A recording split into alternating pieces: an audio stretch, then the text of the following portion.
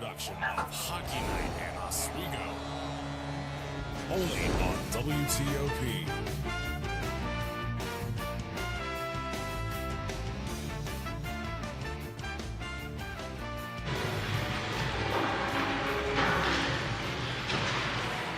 Welcome back into the Deborah F. Stanley Ice Arena for tonight's contest between the Oswego Lakers and Fredonia Blue Devils. Welcome into the Perch. I'm Eddie McAlpine alongside Kelly C. and Nick Stetter. Before we talk about tonight's matchup at hand, we're coming off of a great one we just saw moments ago. The Lakers women's hockey team taking down the Buffalo State Bengals. We were all here for it, Kelly. What did you see out there? It was quite the game, Eddie. It was a 5-2 win for the Oswego State Lakers. There was a lot of physicality from that game, but it was really cool to watch. And speaking of physicality, Nick, there was a 5-minute major at the end of that first period. They were leading to 2 Laker goals, 2 of their 5 coming out of that game, and they scored 5 ultimately. What did you see from the Lakers offense? And that major penalty for 5 minutes, it was a high stick penalty. That was the main game changer for the entire matchup. The Buffalo State Bengals couldn't recover after those 2 power play goals by the Oswego State Lakers, and it led to just the Bengals playing a game of catch-up, trying to get back onto the Lakers, and they just couldn't, and the Lakers came out with the 5-2 win. You said ketchup, but we're thinking mustard because the Lakers got on those beautiful yellow uniforms there. It's a battle of the primary colors, the Lakers in their yellows and the Fredonia Blue Devils in their blues. Both teams seeing red tonight. But guys, what's this matchup at hand? What can I expect? 2 SUNY teams, Kelly. What can you tell me about the Oswego Lakers? The Oswego State Lakers are coming to play. They have already clinched their SUNY spot as they are the 2nd seed, but their shot percentage is not to be counted out. They have an 11% shot, averaging 3.8 shots per goals per game. It is going to be quite the offensive attack from these Lakers. It's going to be tough. It's going to be good, and they are dominating in the crease and dominating in the goal as well. And Nick, the Blue Devils didn't come to town just to throw in the white flag. They've got this is a big game for them tonight as they're fighting to stay alive in the SUNY race. Tell me about the Fredonia Blue Devils. Yeah, as Kelly said, the Oswego Lakers are sitting comfortably at the 2 seed. They really don't have much of a worry in this matchup. However, the Fredonia Blue Devils are on the outside looking to get into these SUNY playoffs, and a win here would really help them in that case. I believe standing near the 6th position in the 6th seed in the SUNY playoffs, and we're looking at a team who struggled really defensively. We'll get more into it, but right now they really got to tighten up to get a win here and stay in that contention for the SUNY playoffs. Absolutely. A lot of playoff implications in this matchup tonight. Fredonia sitting at 13 points currently in the SUNY standings, just 3 points behind the Plattsburgh Cardinals, who are currently in that playoff race as we are here live in the Deborah F. Stanley Arena. But with the playoffs approaching, Lakers are once again in a prime spot to make another championship run. And we sat down with Lakers head coach Ed Gosick to see what he has to say ahead of tonight's matchup.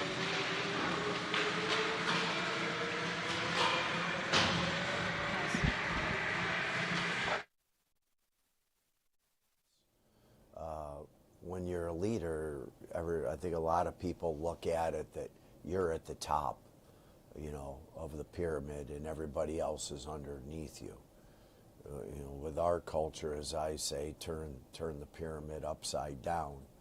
And on that flat line at the top is all the players. At the bottom of the pyramid is the captains. And then underneath the captains is the coaches.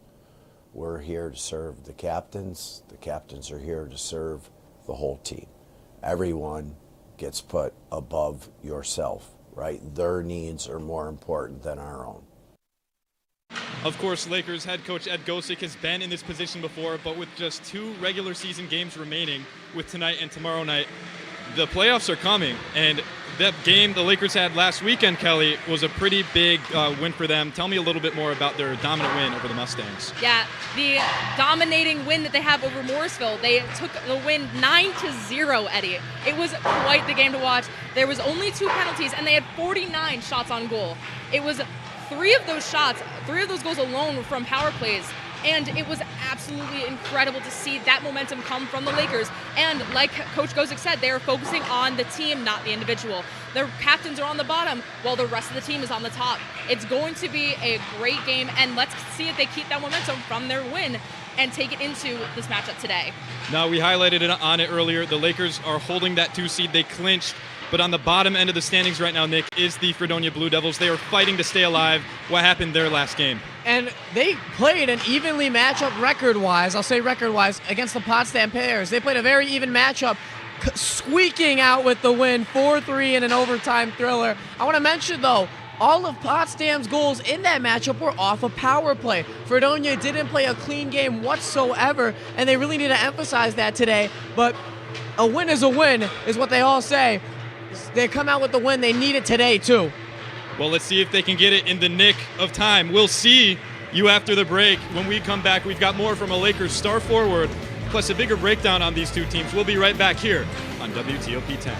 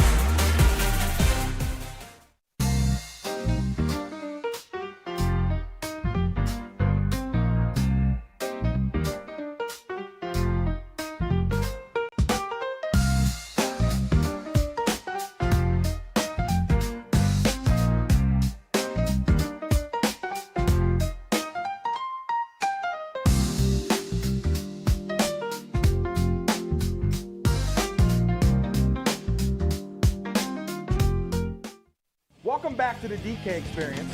Go back to your job. Every NFL fan has played for the last 15 days. They beat. Writing a letter to the NFL fans? Get out of here with that. Let me finish. No, finish. Stop. Johnny Manziel, that guy, he's a loser. No, that's. Oh. Watch the DK experience. Is there anything interesting happening in here? Joe, is there anything interesting happening in here? Yes, there is some interesting stuff tonight. We're doing our weather outside. Oh, okay. Our I don't quick care. weather. Never mind.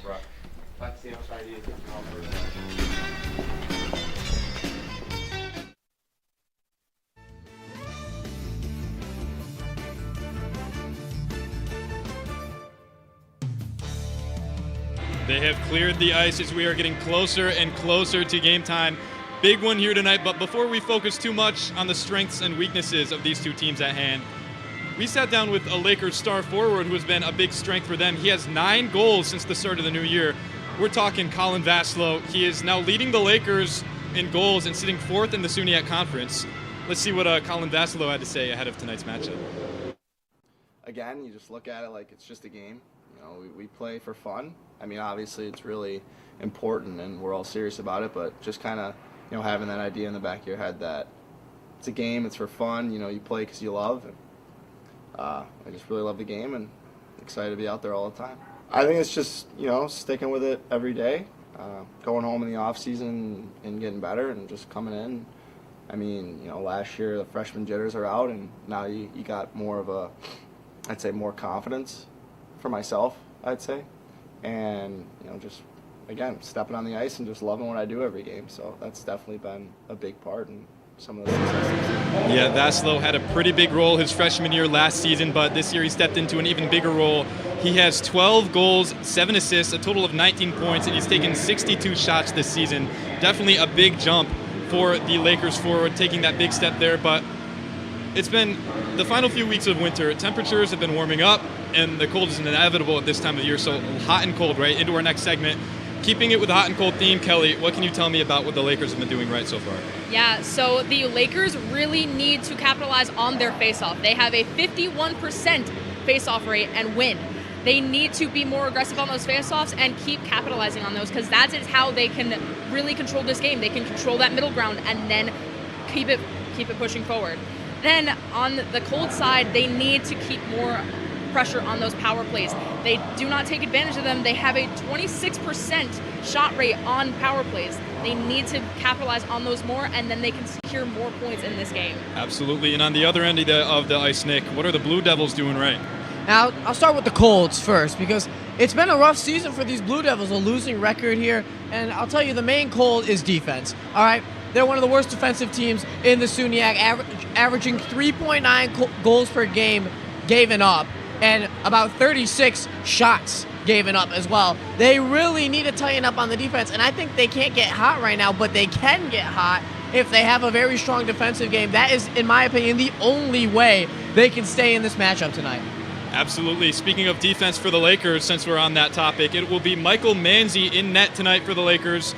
He is, of course, the leading goalie for that team. He started 13 of their games this season, appearing in 15. So we will see Manzi and his 2.26 goals allowed average, along with his .913 save percentage when we start this game. But we'll be right back. We're going to take another quick break here on WTOP 10. When we come back, we're going to join our boys in the press box, Kenny and James, but keep it here. We'll be right back.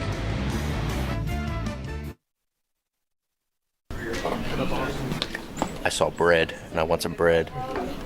I feel like the amount of work that we get here is very different than a community college. So at my last school, we had at least an essay a week that was due for any given class. Yeah. Also make you really appealing because you're starting in the fall, where it's kind of like, well, still good sport.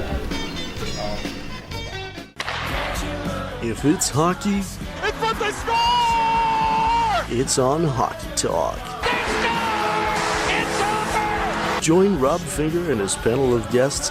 Their behavior against easy teams. How do you lose to the Bruins twice? As they take you through the hockey world. We welcome you with open arms. Tune into Hockey Talk, Mondays at 9:30 after East Coast hockey games. Only on WTOP.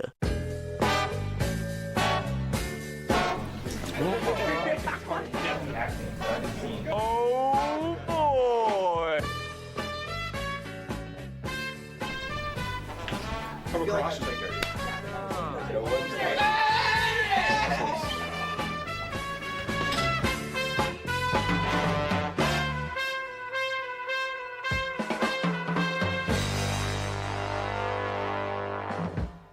Good evening and welcome to Jeopardy. I am your host, Joe. Hello, Simon. Joe is at this place. And I'm very concerned to see what Piper's answer is here. Sorry, it's a 98-page rule book. You guys are stumped still? Joe, I'm going to sound like a little snob here. It was not founded by Ray Kroc.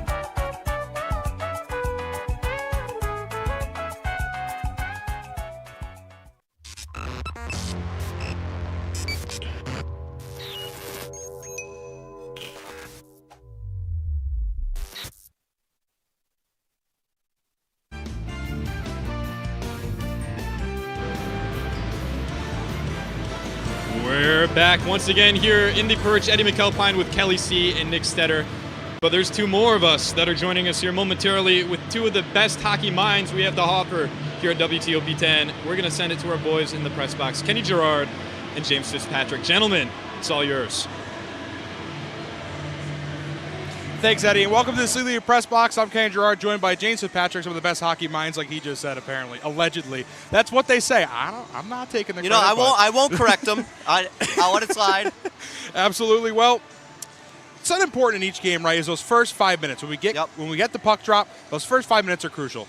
Usually in games, Oswego scoring those first 5 minutes, they're going to win. If Fredonia can score first, it's either they're going to win. So we have a few points for the first 5 minutes, and for Oswego and for Fredonia, they got to get good shots on net, let plays develop early on. They got to get time in the offensive end.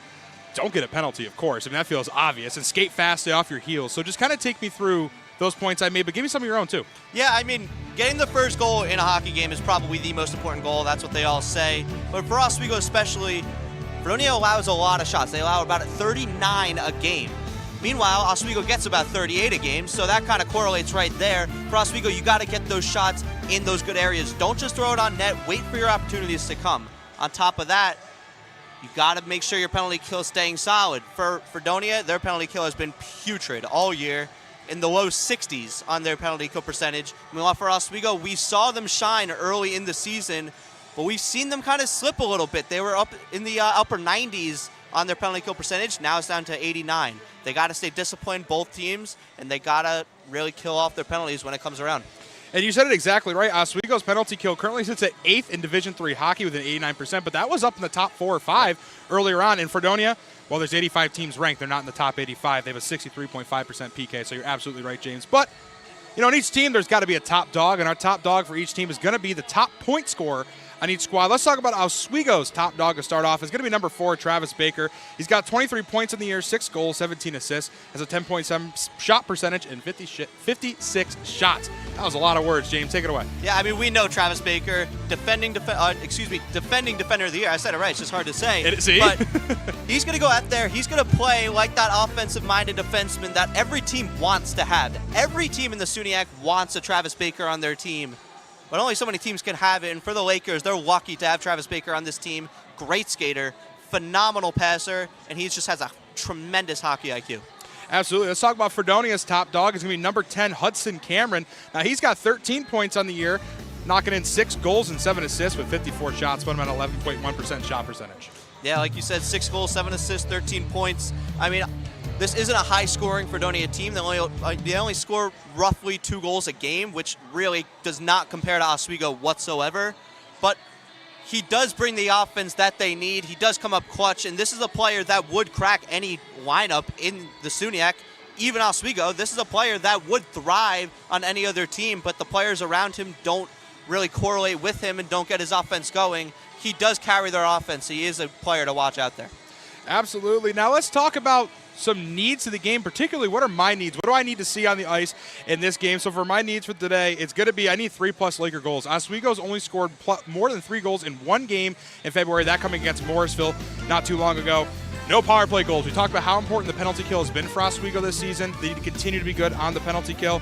And then 92% or better save percentage from Fredonia when their netminder average is 91%. If you can get better than 91% and get a bunch of saves against a team that shoots a lot of pucks, could be a good story for Fredonia. Absolutely. The Lakers, like I said before, choose their shots, but choose them wisely. Barbeau is a decent goaltender. He can hold his own in the net for Fredonia.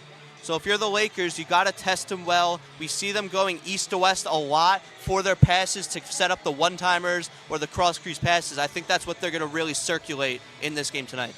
Now, James, I know it wasn't really written down for us to talk about, but what are your needs to the game? Give me 3 things that you need to see on the ice for both Fredonia and Oswego to take a win. Well, for Fredonia, first off, this is a must-win game. They're going to rely heavily on Oswego in the next 48 hours, especially because they play Hobart tomorrow. Yep. Meanwhile, Buffalo State, who's a point ahead of them, plays Hobart right now. They're relying heavily on Oswego. They got to get out fast, get out strong, get in on the forecheck, and really pressure Oswego in their own end, which is something that Ed Gosick talks a lot about, that his team really struggles with, just making those right decisions with getting the puck out of the defensive zone. And for Oswego, speaking of Ed Gosick, he says he loves these adversity games. Obviously, they can't move up or down the standings. They are locked in at number 2 in the SUNY division. They're waiting for their opponent, who could be Fredonia.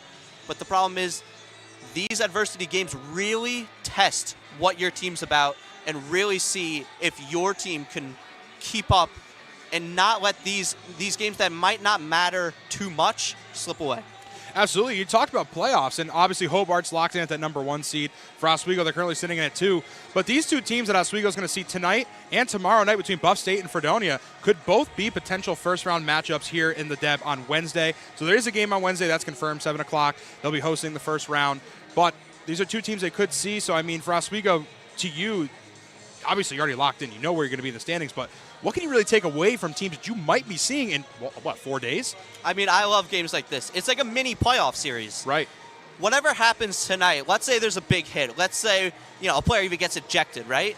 Wednesday, if these 2 teams play again, that's bad blood. That's going to carry over, and it's just going to be must-watch hockey on Wednesday. Absolutely. So tonight is our Senior Day broadcast for WTOP 10. Tomorrow night will be our all-women's broadcast. But for a couple of seniors in the press box, that's going to be it for us. We're going to send you back over to our perch.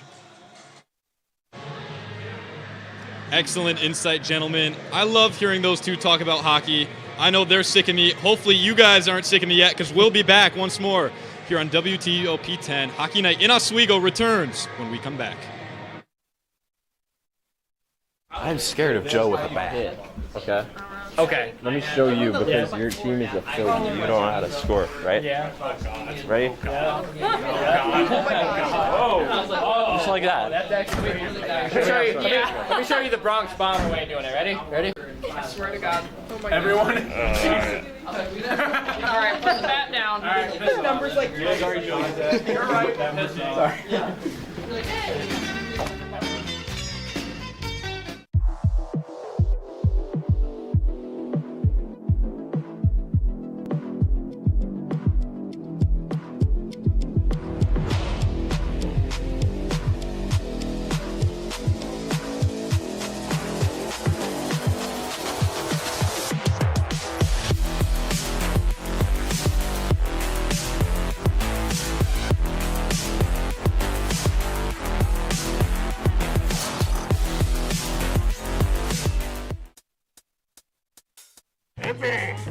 I had to eat a raw egg on Chris's dormitory floor. I currently don't have any federal pending charges. You know what you never did? You never walked to Walmart, Chris. That's my co-host. This is for making me eat roast Pop-Tarts. It's showtime, Chris. Come on. I want to be on the air for that. I got a couple things to say. No. Spin the wheel. But you got censorship. Welcome back. Welcome back. Welcome back to... If only we had someone who could tell us what we should and shouldn't watch. Well, do we have a show for you? Who are you? What are you doing in my bag? On Be Kind and Rewind, we will go through and review all your favorite movie franchises. And tell you which ones you should and shouldn't watch from the perspective of normal movie fans. Well, be sure to check out Be Kind and Rewind on WTOP 10.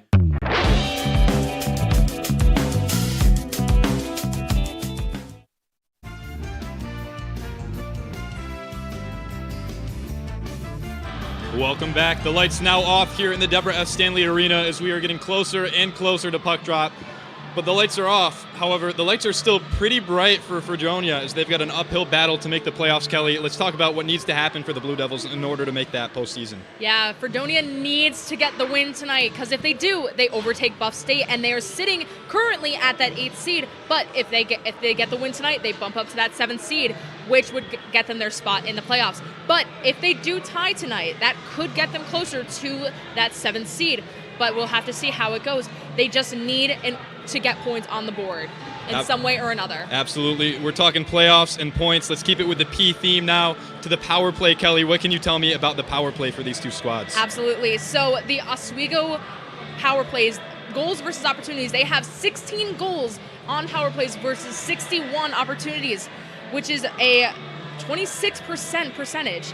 But Fredonia has a 10 to 64%, which is a 15%.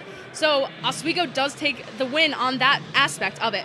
But both teams really do need to capitalize on those power plays more because if they do, that's the way that they can get points, just like Potsdam did versus Fredonia last time. Playoffs, points, penalties, power plays. Nick, it's your turn. Tell me about the penalties on both sides here. And we're looking at the Lakers penalties first. I want to mention they have 91 on the season compared to Fredonia's 103. So they have less than Fredonia, but it doesn't mean that they're not an aggressive team. Penalties against the Lakers have been 91. When they play other teams, it's been 82. So they have more penalties than they've received. Than other teams have received when they're playing them. So they really got to play a cleaner game. They're an aggressive squad, and that's a very good thing in hockey. You want to show people that you're not afraid to take a hit or give a hit. So it's going to be a really aggressive game, in my opinion, today. I can't wait to see how this matchup plays out. So we got the statistics out of the way, right? The numbers. Now let's talk jersey numbers because you've each picked a player from both teams as your player to step up and rise to the occasion. Kelly, I'll start with you. Who are you looking at for the Lakers? Yeah, for the Lakers, we've talked about him a lot already, but Colin Vassallo, he is going to be the player to step up the most. In his last game alone, he had 3 goals, 1 assist, and 7 shots. Overall, he has 12 goals, 17 assists, and 56 shots. He has a 10% shot percentage, and he is going to be the one that is going to lead this team to victory. Yeah, Vassallo coming off a hat trick. Won't need to take too much of a big step, but on the other end for the Blue Devils, who are you looking at for them? I am looking at Luke Morris, number 11. He has 1 goal in his last game, 4 shots, and 12 faceoffs won. Overall, he has 9 goals, 3 assists and 60 shots, bringing him to a 15% percentage of shots. He is going to be the one to capitalize once again on the offensive side for the Blue Devils. Nick, for the Lakers, you've got your eye on someone out there. Tell me about him. I'm looking at number 18 for the Oswego State Lakers, Justin Ryan. He's really not shown a lot compared to Vasilo Kelly, but on the other hand, he's going to come off the bench. He's going to show you why he's a surprise, why he's a step up in this Lakers depth chart, because the Lakers are full of depth. They got an entire and amazing squad, and that's why they're the number 2 seed in the SUNY, and that's going to be a focal point. I think Justin Ryan's going to be the man today. Yeah, Justin Ryan providing some depth for the Lakers as he's part of that 4th line for them, but who are you looking at for the Fredonia Blue Devils? The Fredonia Blue Devils, I got Gavin Bloater, number 25. He had 1 goal and only 1 shot in his last matchup against Potsdam. But besides that, he's got 2 goals, 3 assists on the season. I think he's really going to come off the bench for the Fredonia Blue Devils and be that step up as well. Him and Ryan, I think they might go head-to-head a couple times tonight. I love it. I love it. Guys, it's getting loud in here. They're having some fun over there. Let's have some fun over here. Let's get some game predictions in, guys. Kelly, I'll start with you. What's your score prediction here for tonight? Eddie, it's going to be quite the game tonight, but I am going to go 3-1 Oswego. I think the Lakers do have this one, and they are going to show why they are the 2nd seed right against Hobart, which is an undefeated team. They are going to show their power. They are going to show that they can win. Oswego, definitely a good team. Nick, you kind of followed suit with Kelly's pick, and you had some fun with it too. Tell me about it. Kelly, I love the Oswego win, but the score seems a little low for me. Why don't we go ahead and double that? I got 6-2 for the Oswego State Lakers tonight.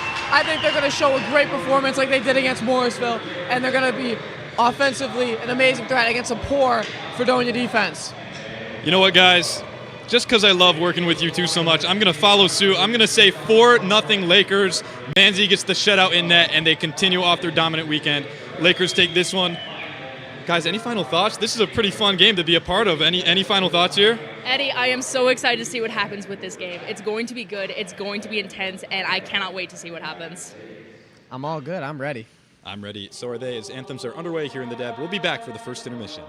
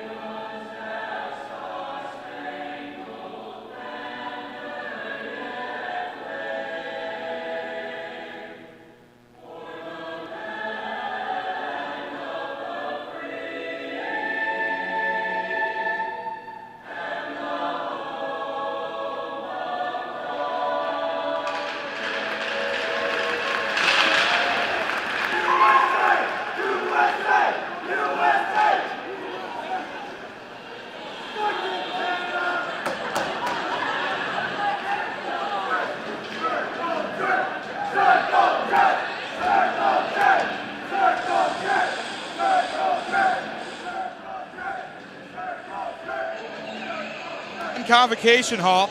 And welcome into the Lakers taking on the Fredonia Blue Devils. I'm Kenny Gerard, joined by James Fitzpatrick. And James, why don't we start off with the Battle of the Netminders? You take it away from me. Yeah, so in net, first off, for Fredonia, Charles Anthony Barbeau. We talked about him a little bit in the pregame show. He's going to hold his own for Fredonia this year. He is their starter. He's playing in the biggest game of the year for Fredonia. I mean, this is going to be probably one of the biggest games of his life. This is it for this Blue Devils team. And on the other side, Michael Manzi gets the nod. And like I said, what before that Ed Gosick said this morning, that may seem like a meaningless game, but they love the adversity and they want to play hard in these games, and that's why they gave the nod to Manzi. Next, the final regular season game of the season is underway between the Lakers and the Blue Devils. Huge playoff implications on the line for Fredonia and for Oswego, locked into that 2 spot, trying to knock the Blue Devils down. That shot goes right off of Manzi as Fredonia does get it off the opening faceoff, keeps it on side of the Blue Devils, takes a shot as Fortin, and it's taken away by the Lakers, kept on sides by Arnold and taken back by Gatto. Gatto will pass up to McQuaid. McQuaid down the far side. They'll have it near the faceoff circle. McQuaid. Pass in front, goes between the legs of Gatto, taken away by the Blue Devils. Here comes Morris down the far side. He'll take it across the blue line. Centering pass. Pass again, can't get the shot off, gets poked away in front, and Baker gets a stick on it, the top dog for Oswego, as we talked about in the pregame show. Yeah, and you see this opening line here is the McQuaid line that we usually don't see start the games, but instead we usually see the Brett Fudger, Ergo, and Miller line start, but the McQuaid line starts this game as Nicholas Miller is out for this game with a foot injury. Definitely a different starting line for this Lakers squad, getting close into the playoff season. First game of the playoffs will be this Wednesday right here at Oswego State, taking in that 2nd seed. They'll play whoever comes out as the 7th seed. If that ended today, it'd be Buffalo State, who they'd be playing, who they will see tomorrow night. Fredonia currently sitting in at that 8th slot, still in playoff contention to play Hobart if the season ended before this game had started. Puck back down to the Oswego zone. Michael Manzi will call for the icing and get it. Yeah, we talked about the first 5 minutes for both these teams and how important it is. And so far, I've liked what the Blue Devils have done. They've gotten in on the forecheck. They've been faster. And they've also been physical, as you can see right there. A huge hit, laying out Connor Gato right in open ice. And that's what you want to see from Fredonia. Oswego with it now in the offensive end for the first. Hit the glove of Barbeau, like you said, Kenny. And that's what the Lakers have started so far. It looks like Cohen leads the line out for the handshakes. It might have been his goal off the shot, right off that faceoff. And shot after shot off the faceoff, that looks like it was the Lakers' plan all along. This Burke line stayed out there the entire time to put that one in. Lakers go up 1-0 after the goal from Cohen. It looks like it will not be a deflection. Horacek put his hand up, but Cohen led the line.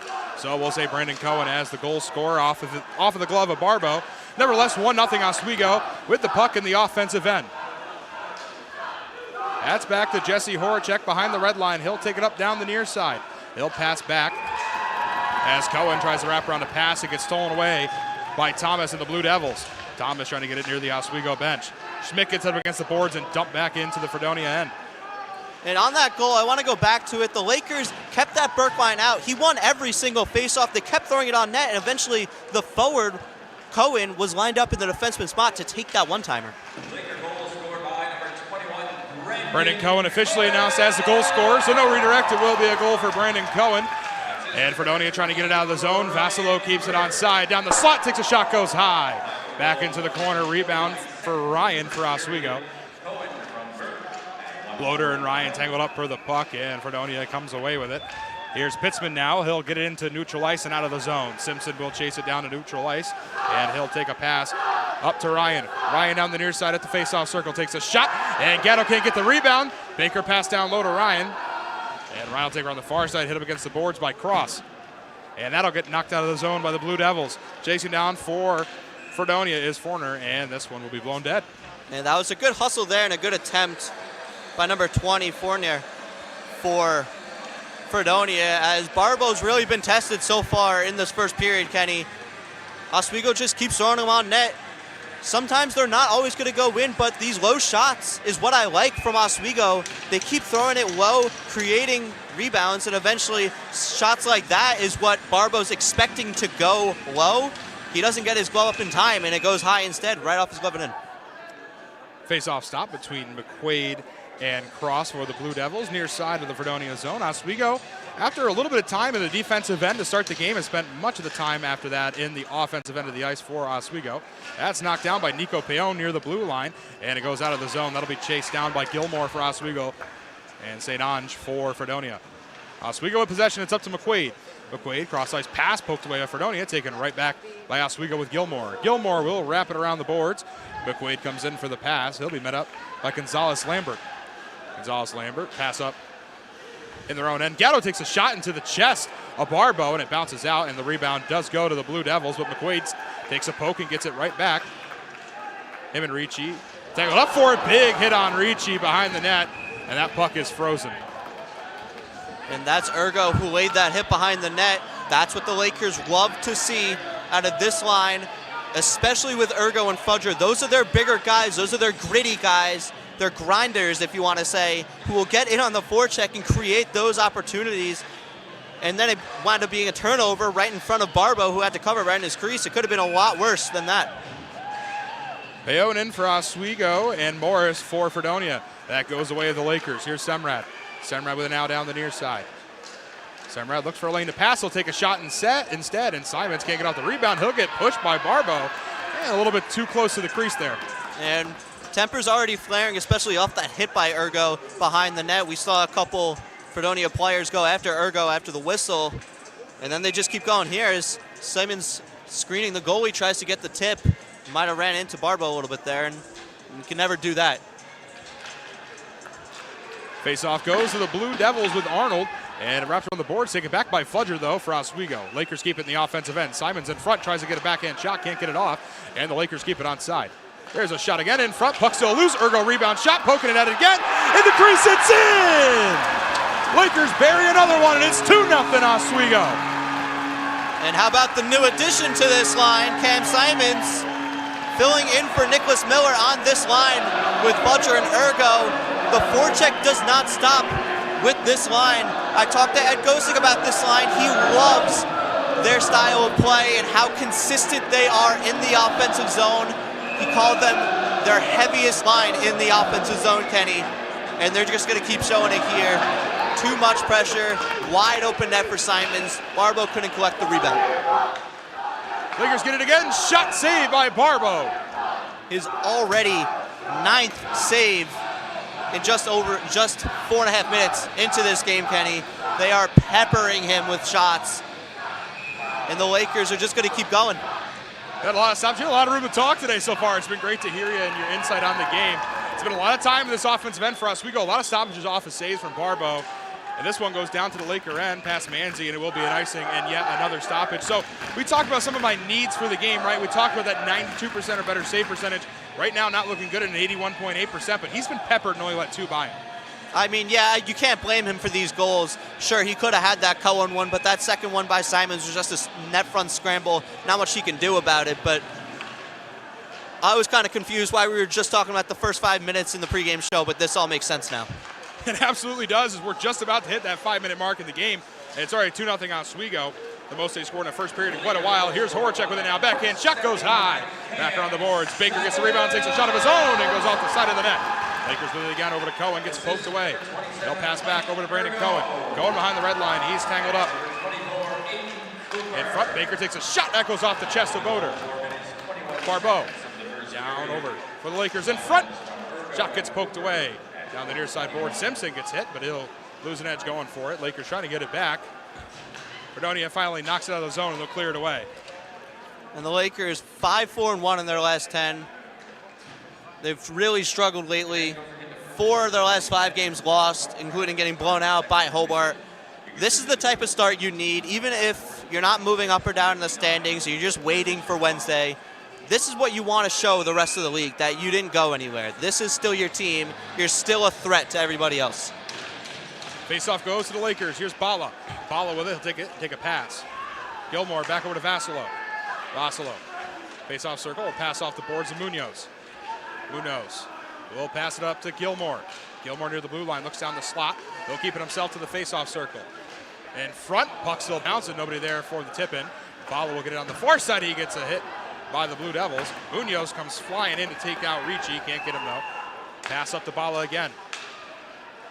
Bala looks for a lane, gets poked for a second, keeps possession of the puck. Bala back over to Gilmore. Gilmore looks for a lane to pass. He'll wrap around the boards to Vasilo. Vasilo will take it back up near the face-off circle. Back over to Bala. Bala shot. That one's saved. Lakers get off the rebound with Ryan. That one's back up to Tommy Bannister, who's on the ice for the Lakers. Couple of changes.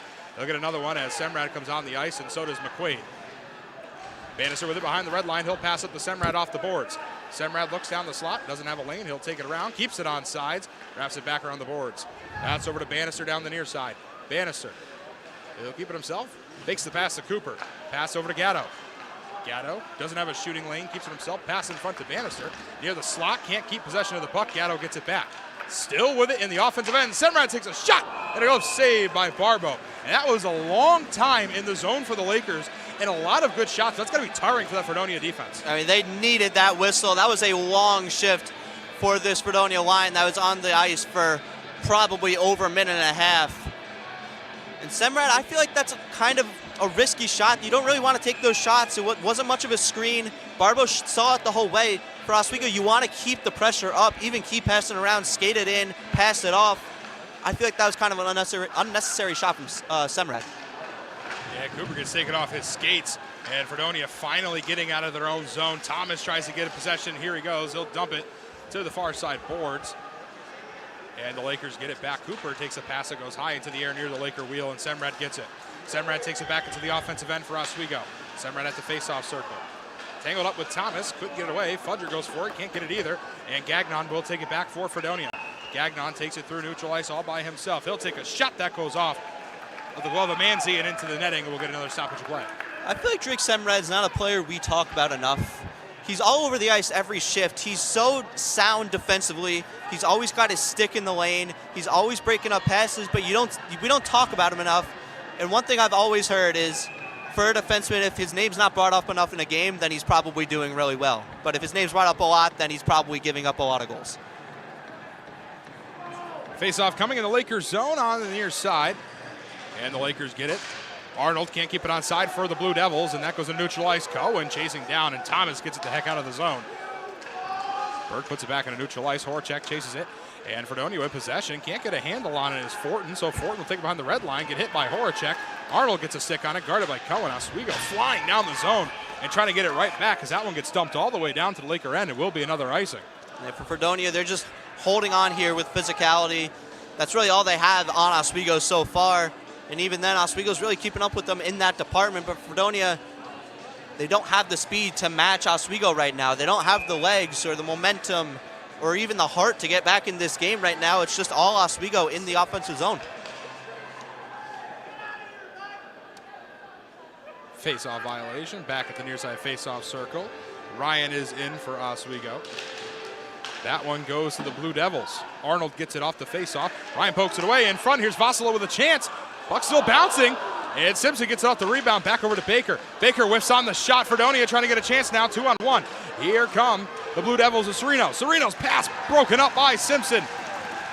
And Oswego will take the puck right back with Simpson up to Vasilo. Vasilo loses it near the wheel, and it'll go off the boards to himself. It'll dump it into the offensive end. Fredonia will try to dump it right back to neutral ice. Blue Devils trying to get possession of the puck. Oswego takes it right back, and that was a good chance for Fredonia there, James.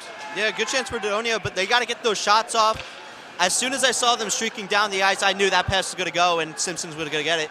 But also Vasilo back in the offensive zone, really good patience to wait out Barbo. He just rang it off the post. That pass stolen away right in front of the crease by Payon. Went into the crease as Bannister tries to get out of the zone, and Gilmore will get it, dump it around the boards. As Fredonia gets a change, Lakers with possession of the puck. That's up to Matt McQuaid. McQuaid will pass it over to Tommy Bannister. Bannister, he'll have it at the face-off circle. Gets it poked away by Gonzalez-Lambert, and Fredonia will take the puck back. Here they come through neutral ice. That's Cross. Cross looks for a pass. Gatto goes down trying to guard him. Payon into the corner. Buck in the air. Knocked down. Gilmore goes for a hit. And the Lakers come away with it. That's over to Gatto. Gatto takes it across the blue line. Knocked down and stolen away by the Blue Devils. Anderson with an out. Anderson at the faceoff circle. Looks for a pass in front. Poked by Payon and stolen away by Gatto. It's back up to Bannister down the near side. Bannister takes it into the offensive end. He'll wait for his team to get there after the change as he'll wrap it around the boards and go off himself. So Oswego State gets a full change. Fredonia gets possession of the puck back in their own end with Ricci. Ricci's pass goes off the skate of a Laker, and Urgo gets to it for Oswego. Urgo pass, that's over to Semrad. Semrad down to Fudger in front, nobody there for it. Urgo gets it near the far side. That's over to Cooper, back to Semrad. Semrad's pass goes back into neutral ice, and it'll be chased away by Urgo. And for the Blue Devils so far, there's too many passes that are being broken up that could have been shots, and even if they're not highly contested shots for Michael Manzi, you got to get these shots on net. You don't have a lot of them. You only have 2 of them, and Michael Manzi hasn't seen the puck in several minutes.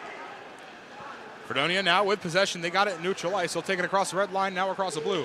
Schmidt loses possession. Horacek chases down low with Simpson. There's a hit up alongside the boards as Thomas keeps it on side, and he gets laid out by Brandon Cohen. That one will knock it into neutral ice. It'll force the reset anyway, but they're back on side. Bloater chases it to the far side for Fredonia. Back into neutral ice. It'll force Bloater to get back on sides. They'll dump that one up and towards the Savac crew in the corner near the Zambonis. And that play by Thomas is another one I'm talking about. They're waiting too long to move this puck. They're a little too patient and scared and fumbling the puck in the biggest game of their season. Michael Manzi hasn't seen the puck in so long. He's probably cold at this point. You have to start testing him and throw anything on net. You see Thomas had the puck at the blue line. He's playing with it. He's fumbling it. You got to just fling that on net. Big hit replay brought to you by Wanzones Calzones. The night is not complete without a Tomcat as Oswego gets it back into the offensive end. Sets it up in front, poked right away by Barbeau as Burke has it now for Oswego behind the net. They'll pass over to Horacek behind them. He'll get a handle on it. And Fredonia seals it away with Sereno. Sereno takes it near the red line and across the blue into the offensive end, gets poked away. There's a shot. That one saved by Manzi and poked away from the crease by Cohen. And that one will get dumped back into Veronia's zone as the Lakers clear it away. And it will be frozen by Barbeau, waiting to see if he needed to. And that was the first real chance for Fredonia. Finally, what I like to see, getting the puck across, passing the puck quickly. They move that puck to the right side as soon as they get it. They don't hesitate. They know that their winger is all the way across, ready to shoot this across the grain. And it's just a good blocker save by Manzi, keeping control of that rebound as well. And somehow their first real chance of the game turned into a defensive zone faceoff. And Fredonia gets it off the faceoff in their own end, but Vassalo takes it back for Oswego. Vassalo can't get a handle on it, goes across the blue line, and that'll force Oswego to reset. So they'll dump it around the boards, cleared out of the zone, and Fredonia gets possession with Gagnon. Gagnon will dump it across the bench and all the way past Semrad and Forner. Forner up along the boards as Oswego comes away with it. They'll pass it across ice to Luca Munoz as it dumps it around the boards. Vassalo chased down by Thomas. Thomas gets a stick on it with Colin Vassalo for Oswego. And a board battle for the puck in the corner. Just north of 8 minutes left in this one as it goes out for the Blue Devils with Cameron. We talked about him in the pregame show as the top dog for Fredonia. Top point scorer, 6 goals on the year, 7 assists. That shot goes wide from the Blue Devils, and Gatto gets it off the rebound near the blue line and in front of Milberg on the bench. For Oswego, there'll be another board battle for the puck in neutral ice. And that play on that far side all started with Cameron, who you just said, we talked about in the pregame show. Really good offensive-minded player, was able to find the man open all the way across and got a good shot. McQuaid gets it back in the offensive end. Gatto with a lane, and he can't get it as it's poked away by Fortin and dumped back around the boards. That's over to Baker. Baker with it near the red line. Looks for a backhander. He takes it. That one won't go. And Fredonia gets it off the rebound with Fortin, and he'll dump it out of the zone and clear it away. Knocked down by Urgo near the wheel. Simpson gets it, and that's passed over to Bannister. Bannister will dump it to the near side corner. Urgo chases down for it. Fudger gets a stick on it at the red line. Looks for a pass. Puck in the crease gets poked away, and Fudger gets it again after the loose puck. Fudger, he'll take a shot. That one goes off the pad of Barbeau. And Fortin will chase it behind the red line for Fredonia, and he'll get back possession for the meantime. It's a good job by Urgo finishing his hit there. That's what he does best. Schmidt with it now into the offensive end for Fredonia. He gets hit hard by Fudger, and Gilmore gets the puck after the hit for Oswego. Gilmore down the near side. He'll have it near the red line. He gets tangled up with Krenka. And that one goes back towards Michael Manzi, who comes out of net. Not seeing many pucks tonight. Only seeing 3 shots come his way so far in this one. On the other end, it's been 18 shots for the Lakers against Fredonia. That goes into neutral ice and under the stick, Marici, and he'll chase it back to his own end. And for Fredonia, you're waiting for Michael Manzi to make a mistake. When you don't see the puck for so long, eventually you will make a mistake. And what a softy. There's a good chance there for Sereno, and it goes off of the post. And Fredonia now with their best chance of the night, but we're unable to get the shot to go. They had a wide open net there. Yeah, and those are, oh, here we go. Here comes Horacek now with a chance for Oswego, and front shot goes wide from Cohen. Burke tries to get it in front of the crease again. Ed Cohen gets it back in the corner. Gagnon gets it poked away, and the Lakers do get possession again in the offensive end. Behind the net, that's over to Cohen. Cohen at the red line. Looks for a lane to pass. He'll pass it up to Cooper. Cooper with it now for Oswego on the far side boards. That'll be dumped back around. Semrad will come over for it. Semrad takes it near the red line. Semrad takes it back up to the face-off circle, pass to Cohen. Cohen takes a shot down the slot. Buck's still loose in front. No one able to get a stick on it. Now Oswego has a chance over to Semrad.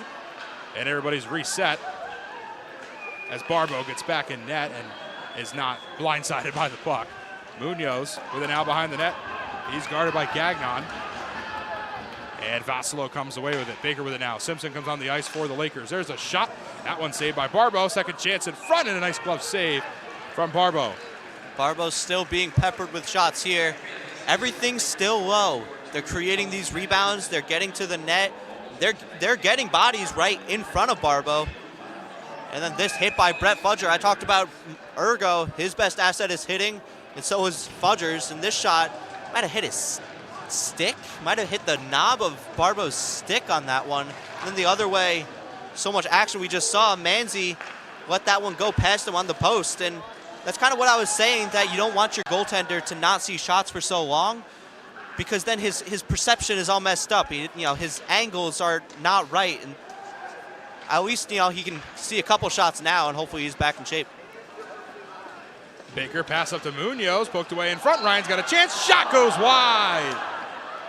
Had him all crossed up with a wide open lane and couldn't make it. That goes off the stick of Barbo, and Baker gets it off the rebound. He'll pass it back around the boards. Fortin gets to it for the Blue Devils.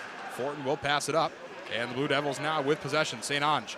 He'll take it across the blue line, takes a shot towards Manzi. He'll pass it back off the boards over towards Simpson. Cameron goes for it, loses an edge, and Bannister gets it back and over to Gatto. Gatto takes it across the red line. He'll take it across the blue line. Gatto makes a nice move, has an open lane, pass in front, and Baker can't get the shot off in the wide open lane again. And a couple of open lane shots for the Lakers. They were unable to capitalize and get off as Schmidt pokes it away for Fredonia, and it's back up against the boards as Gatto gets it as it goes away from the board battle. Gatto over to Payon. Payon, pass up high, knocked down in front of McQuaid and Gagnon. Gagnon and McQuaid tied up for the puck. On that play, Gatto really demonstrating what I've been talking about, the cross-crease passes. That's what the Lakers love. McQuaid with the puck. He'll pass over to Bannister, and it's stolen away by the Blue Devils and cleared out of the zone. That'll be chased down by Gilmore. Gilmore over to Payon.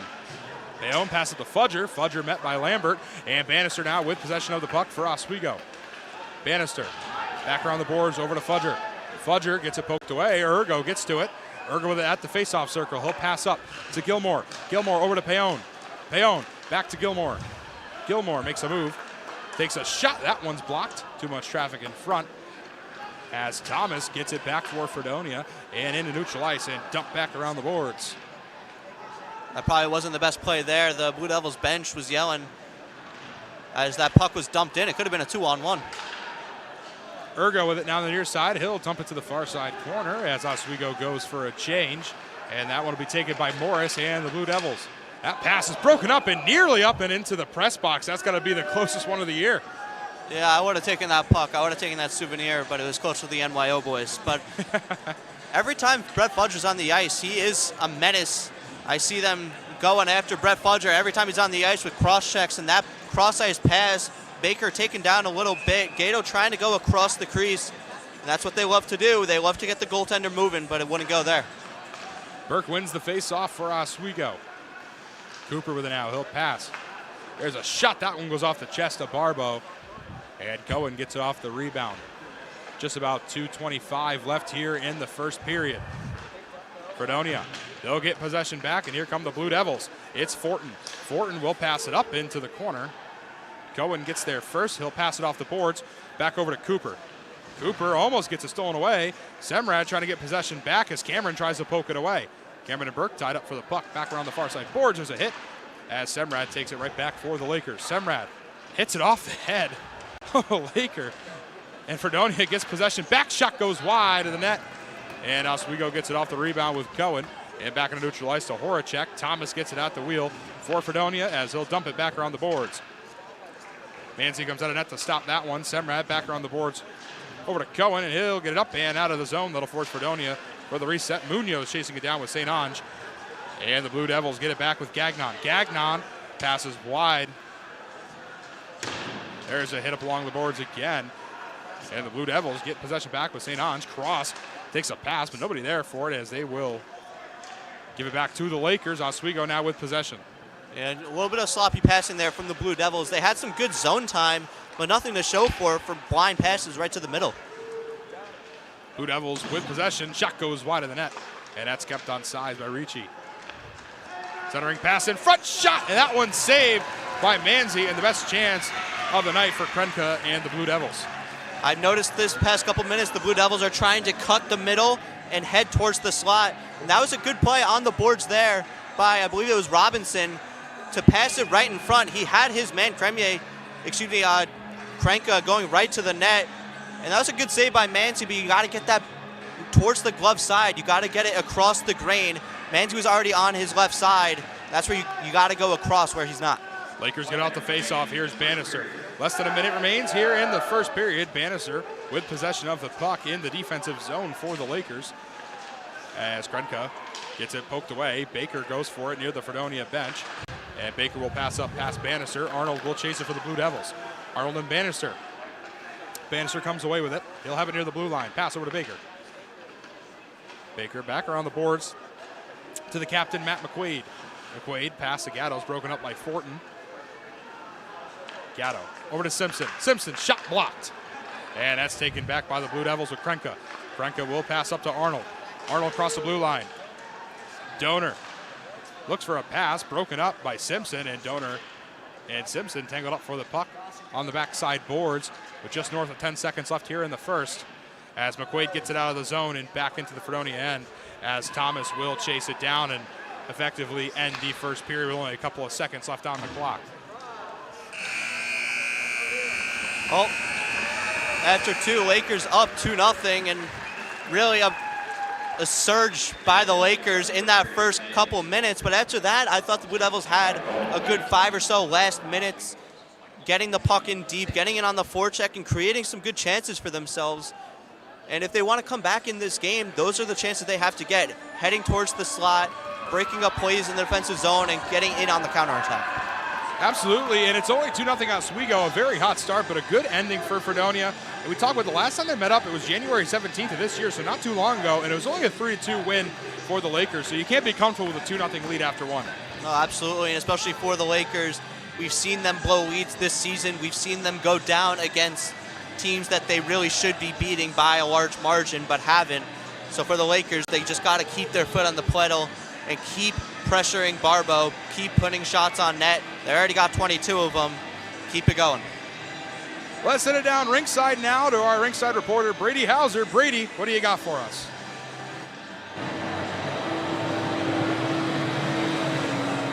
Guys, we're here with Cam Simons. Cam, a beautiful goal here early in the game. You guys are up 2-0, but take me through that goal.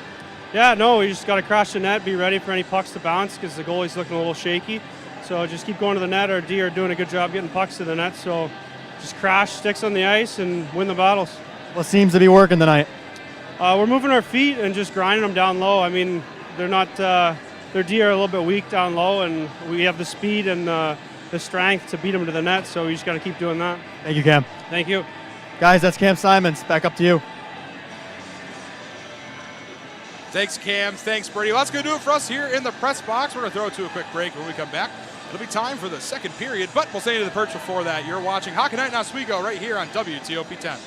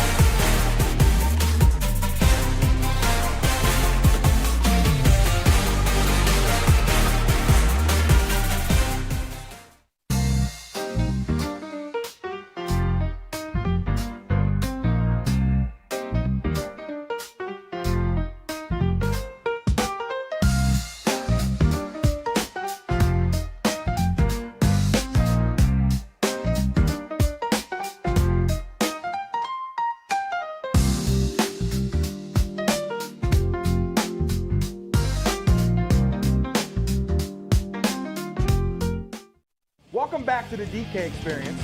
Go back to your job. Every NFL fan I've played for the last 15 games. Maybe. Writing a letter to the NFL fans? Get out of here with that. Let me finish. No, Let me no, finish. stop. Johnny Manziel? That guy, he's a loser. No, that's.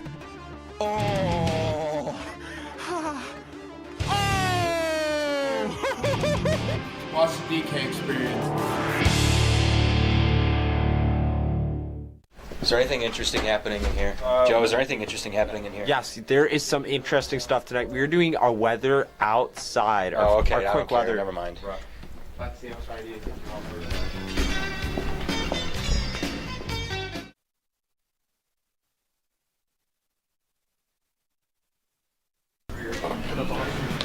I saw bread, and I want some bread. It's the first intermission after a very interesting first period here in the Deborah F. Stanley Arena as the Lakers are up 2-0, guys. What a period. We had two Oswego goal scorers there. Kelly, we'll start with you, and that Brandon Cohen goal. Walk us through it. Yeah, that Brandon Cohen goal was something to behold. It was one off of a face-off. It was a direct shot straight to that top corner, and it was absolutely stunning to watch. It really set the precedent for this game within the first couple minutes, and it just shows how strong this Laker team is and brought their motivation up even higher to win. Yeah, Cohen got it going just under 2 minutes into the game, as you can see here, off a face-off, right over that left shoulder there of the goalkeeper. That's his 6th of the season. He was assisted by Ryan Burke now. The Lakers followed suit just a few minutes later, Nick, and it was Cam Simons, the alternate captain, getting it going. Talk to me about that one. First of all, what an amazing goal by Cohen. I just wanted to say that. Beautiful shot. But yeah, we'll go into Simons really quick. Just to capitalize off Cohen's made first shot. I told you earlier in the show the defense has been poor, and they showed it in Simons' goal. A very contested crease. Found the rebound off of about 100 players in that crease. Oh my God, look at that. But Simons finally found the play here, and it was a beautiful goal to get the 2-0 advantage. Everyone all over the place finally found the net, and a dominating show for the Lakers so far. I'm so confident that one of those Lakers would have scored a goal there if it was not Simons, because there were a lot of guys in the right position. I saw Ergo touch the puck, Fudger got in there, and then Simons was the one to cap it off. But looking at our summary here for the first intermission, the shots on goal is what stands out to me. The Lakers had 20 shots on goal to the Blue Devils only 6, but faceoffs was a big thing to start this game, Kelly. The Lakers won 6 faceoffs to start, and they did not lose a faceoff until about 4 minutes into the game. Talk to me about how great the faceoffs have been for the Lakers. Yeah, so like I said earlier, these Lakers are capitalizing on these faceoffs. They have a 51% faceoff win percentage. They are really showing that here and are showing that they know how to win a faceoff. They are capitalizing on top of it, even scoring off of it like Cohen did, and then taking that and working as a team like Gozick said they would.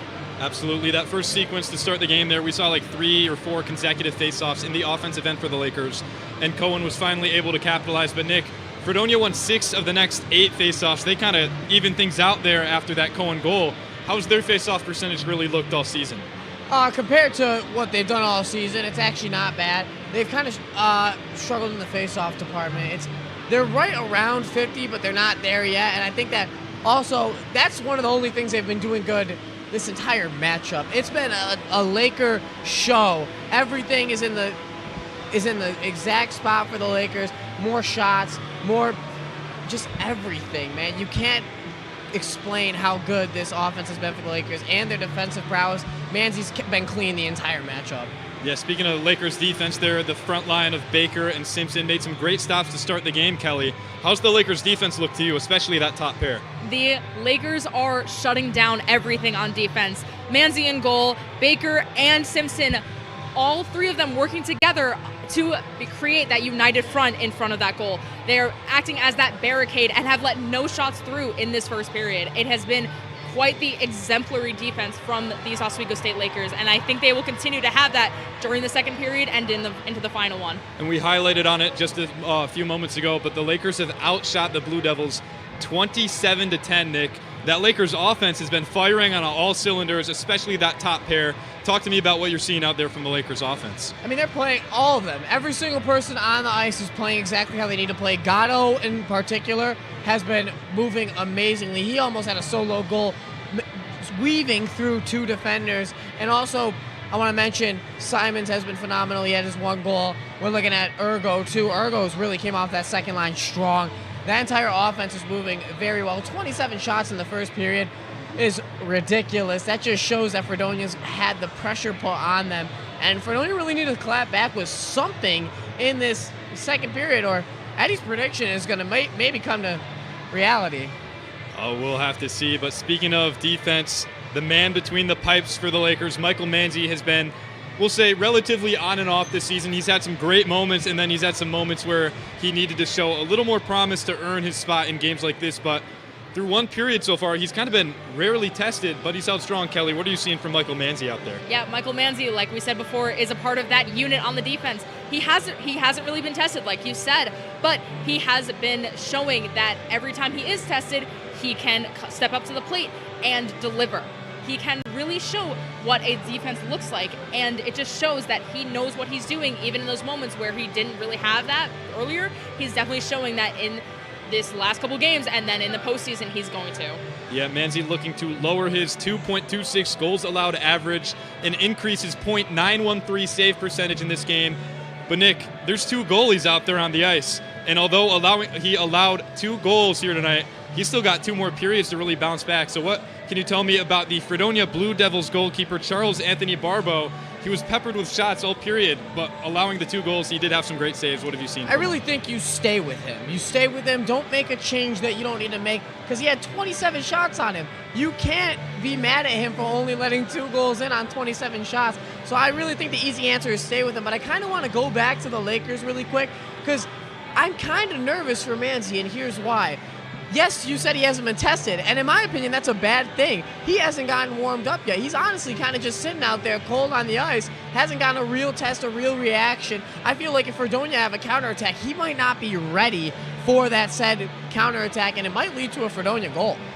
I love it, Nick. Let's take a quick look around the SUNYAC with 5 games going on tonight, this rainy February night. But starting here, of course, the Lakers up 2-0 over the Blue Devils heading into the second period. Let's take a jump to Morrisville, where the Cortland Red Dragons and the Morrisville Mustangs are tied at 1 apiece. Up in Potsdam, it's Plattsburgh and Potsdam tied at 2. And then the big surprise for me, guys, the number 1 seed Hobart Statesmen are hosting the Buffalo State Bengals in their barn. And through 2 periods of play, it's 0-0, 0-0. Both teams held scoreless. And then finally, the Canton Kangaroos hosting the Skidmore Thoroughbreds. They are up 3-2 there. So a lot of SUNYAC hockey going on tonight. We've still got some here, but I mean, there's still so much more to break down. We have 2 more periods of play.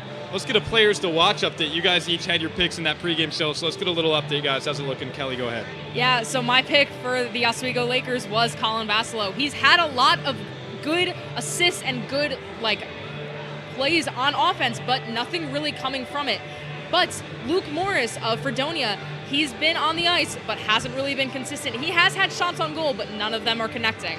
Kelly, I'm rooting for you, and I want your Fredonia player to score, but I also, in my game picks, had no goals for Fredonia. So it's a little contradicting, but Nick, now over to you. who you had your two guys as well. Tell me about them. Yeah, my Fredonia guy and Bloater, he really has been a non-factor. I want to see him get on the ice more and make a little more of a play. Not much has been from his side, but Justin Ryan, on the other hand, he was inches, and I mean inches away from scoring to make it 3-0 in that period. Just got the right side of the post, didn't get his full stick around it. Ryan's been a lot more of a benefactor compared to Bloater, and I'm excited to see how these two match up in the second period. Absolutely. The one player I want to highlight out there for the Lakers is Cam Simons, because as an alternate captain, he's one of those guys who leads this team. And I don't want to say he's at a down year, but with 3 goals, 3 assists, only 6 points for him. I mean, he kind of took a step back compared to last year. So, obviously a goal is a great first step, but are we going to look to see any more from Cam Simons, especially with the SUNYX approaching? We got to see more out of the alternate captain there. Absolutely. I think Cam Simons is starting to show why he really belongs on this team. He is showing that he has those goals. He has those abilities to be on that offense, but he just needs to show it more. He is going up against players like Vassilo and his other teammates, but he's also going up against defenses that will not let him score. So it's going to be a real test for him to see if he, through this game and then in the next one and then in the finals, can really capitalize and show why he belongs on this team. And Nick, you're a fun guy. Give us something fun about this game to look forward to. What's something you got, something you can cook up on the spot to tell us coming into the second period here? Well, I kind of want to go back to the Vassilo interview when he said he just loves playing with his team and having fun. That's the type of guy you just love to watch on the ice, because he knows it's a game, it's competitive, yes, but he wants to have fun no matter what. And by the way he plays, he can have so much fun. I also want to track back to Simons. He's one of those athletes, we've watched a lot of games, all three of us. He's one of those athletes that really don't show up on the stat sheet, but they matter the most when it comes to stuff you don't see in there, when it comes to playmaking, when it comes to passing. I really think that he's such a strong guy on the ice, but he doesn't show up in the score sheet as much just because of the playmaking attributes that come with him. But it's going to be a fun second period, and I can't wait to enjoy this with y'all. I'm so excited, and let's finally do a game score predictions update. I said 4-0 Oswego, so that's still looking promising. Kelly, what was your prediction and your thought process behind that? My score prediction was 3-1 Oswego. However, I don't know if mine is really going to hold up because we already have 2 shots from the Oswego State Lakers and none from Fredonia. But I'm still holding out hope. And Nick, you had a pretty hefty score prediction there. Tell us about it. And I still think it's on the table. I mean, 6-2, you average 2 goals a period. It could happen. Fredonia's got to find the net, though, for that 2 to come in. I wanted to save this joke for later, and I know everybody in the control room is going to love it. But let me just reach down here for my peach tea, because things are looking peachy for the Lakers with this 2-0 lead as we head into the second period here. Puck drop just about underway for the second period of play. We'll be back for the second intermission report. Once again, Eddie McAlpine alongside Kelly C. and Nick Stetter. But Kenny and James have the call when we come back right here on WTOP 10. I saw bread, and I want some bread. I feel like the amount of work that we get here is very different than a community college. So at my last school, we had at least an essay a week that was due for any given class. Yeah. Also make you really appealing because you start in the fall, where it's kind of like more still good sport. If it's hockey, It's what they score! it's on Hockey Talk. Join Rob Finger and his panel of guests. Their behavior against easy teams, how do you lose to the Bruins twice? As they take you through the hockey world. We welcome you with open arms. Tune into Hockey Talk, Mondays at 9:30 after East Coast hockey games. Only on WTOP. Press box, I'm Kenny Gerard, joined by James Fitzpatrick as we are quickly underway for the second period. Opening faceoff goes for the Blue Devil zone as Simpson takes it away in the Oswego end. It's back over to Baker. He'll pass it up to McQuaid. McQuaid will take it to the offensive end. Over to Bannister. Back over to Gatto. Shot! That one is into the chest of Barbeau and stopped. Well, James, welcome back. Thank you very much. We're already underway here, and we're already seeing more Barbeau saves. His 21st of the game, just 16 seconds into this second period. And what a first period he had. He has a .912 save percentage coming into this game, and that's probably going to skyrocket if this continues the way it is. He's been phenomenal so far. He's been controlling his rebounds well, and I think that's what the Lakers don't want him to do. I think that's what they've been aiming for, but he's been really shutting him down. Lakers with possession in the offensive end. Simpson's pass goes Aaron and taken back by the Blue Devils with Cross. Cross's pass goes wide and all the way down past Manzi. Calls for the icing, does not get it, and he'll come out of the crease to freeze it. Oh, interesting that Baker was definitely there first ahead of that puck. I wonder if they called a deflection maybe off the clearing attempt down low, but it will be an offensive zone faceoff here for Fredonia. And so far, I mean, I would like to see them generate chances off these offensive zone faceoffs. I don't think we've seen a lot of them for the Blue Devils in this game, so let's see how they do off this faceoff. Fudger gets it off the faceoff. Semrad wraps it around the boards. Up to Cam Simons. Simons will be over to Fudger. Fudger will pass back over to Cooper at the blue line. Cooper will pass over to Semrad. Semrad will dump it around the boards. Over to Simons. Simons guarded by Gagnon. Semrad spins around for it, taken back by the Blue Devils. And that one goes back past Manzi. And that one is definitely an ice. That one, I thought that one was deflected at neutral ice. I thought I heard a deflection, especially because that far linesman was about to wave it off, but saw the near linesman was calling an icing, so he just went with it. But no arguments from either side, so we'll play on, I guess. Not really the most expected thing to start the period was 2 icings. So we went, are you sure? But nevertheless, face-off coming in the Fredonia end on the near side. For the Blue Devils, it's Robinson, and it is Burke for Oswego. That one goes back to the Blue Devils. And Fredonia with possession of the puck. That one goes into neutral ice. Robinson doesn't find it as Bala gets a poke back into neutral ice. And the Blue Devils near the Oswego bench fighting for it. Krenka can't keep it. Burke gets it back. It's over to Horacek. Horacek down the near side. He'll take a shot. That one saved by Barbo. Broke his stick. Broken stick on the ice from the Lakers, and back into neutral ice it goes. Wasn't able to get this puck back. It was Horacek who lost it, as he'll go off to the bench, and Munoz will come on for Oswego. Robinson with it down the far side, poked away and stolen away by Cohen. That goes off the back skate of Burke, and the Lakers set up. Yeah, Robinson's got to make a better choice there, getting into the offensive zone. That's a 1-on-4 situation. You're never getting through the Lakers there. That's got to get deep, especially because he just got off the ice as well. Fredonia with it, neutral ice. They'll dump it back to Manzi, who decides to freeze the puck and stop play.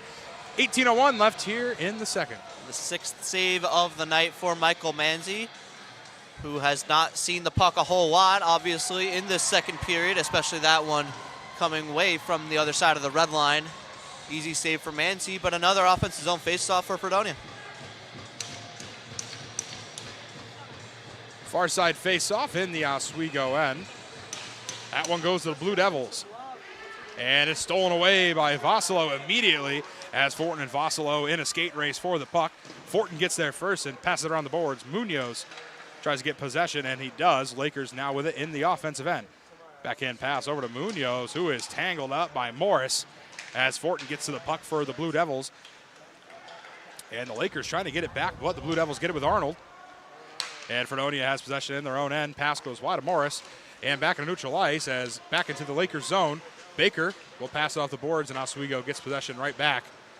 That was a good shift there for Fortin in his own end, boxing out Vossalo for potential breakaway and then clearing the zone with ease. Cameron with it now on the offensive end. That pass is broken up by Munoz and stolen away by Vossalo. Vossalo down the near side. Gagnon pokes it away, and Oswego will go for a change. Fredonia will get possession. That's up to Gilmore, who steals it away for Oswego, and Payon's pass gets poked away, and the Blue Devils take possession back and into their own end. Down the near side, off the boards. Payon gets to it at the red line for Oswego, and Bannister with possession in his own end. Bannister, pass over to Gilmore. Gilmore with possession for Oswego. Excuse me, Bannister was tied up there a little bit by Cross. Stick wouldn't get out of his waist. Gilmore with it down the near side across the blue line at the faceoff circle. He'll take a shot and into the chest of Barbo. And something I've noticed here now that we're getting into the second period, there's not been one penalty on either team.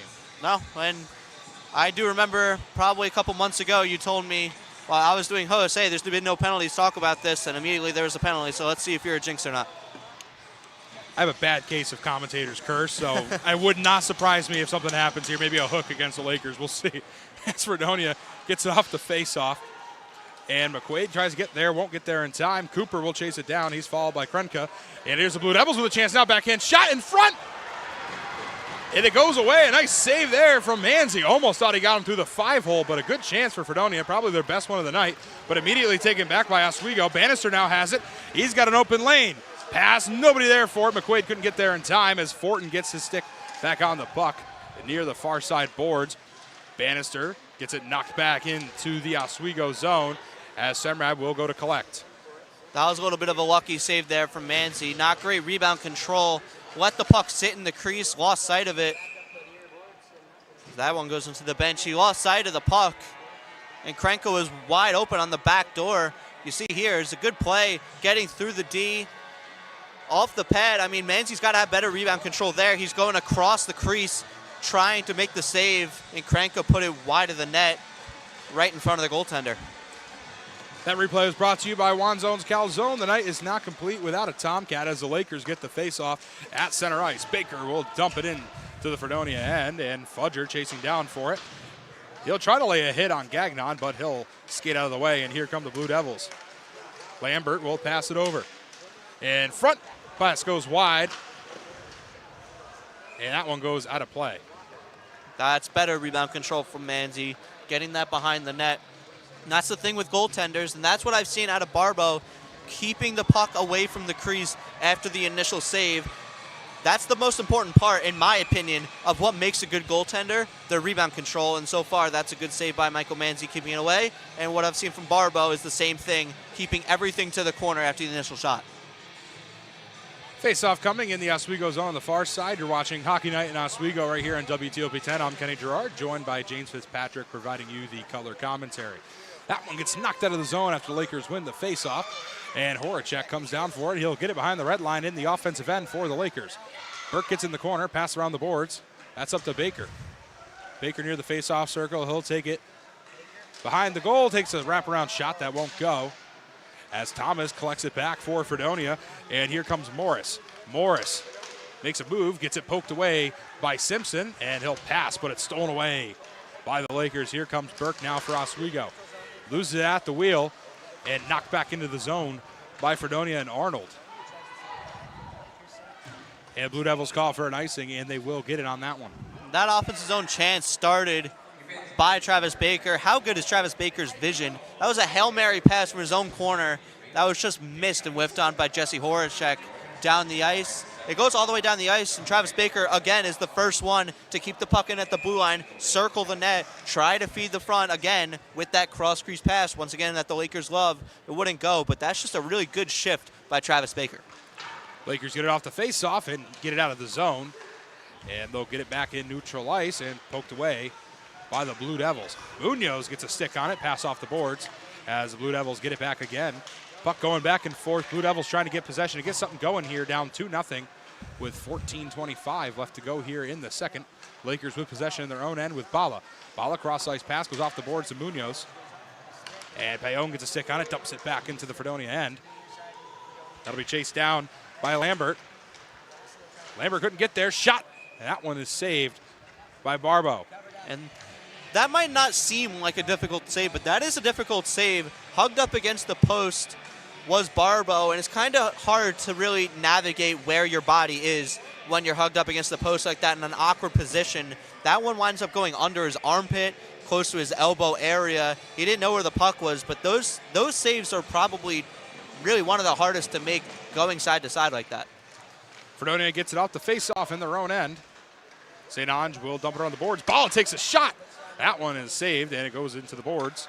Ryan will dump it back around over to Munoz, and it goes off the back of the net, and that's taken back by Gagnon. Gagnon will pass to St. Ange, back over to Gagnon. Gagnon fighting for it. Bala pokes it away. Ryan gets it at the red line, and he'll dump it back into the offensive end for Oswego as the Lakers go for a change, and Fredonia gets possession back. And here's the 1-3-1 that the Lakers love as they head for a change. Ed Gosick said this morning that they love to use the 1-3-1 because it's smart hockey, and they know when to make the silly mistakes or they know when to be aggressive, and that's not aggressive hockey.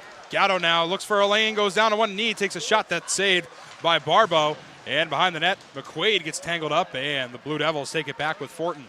Fortin down the far side.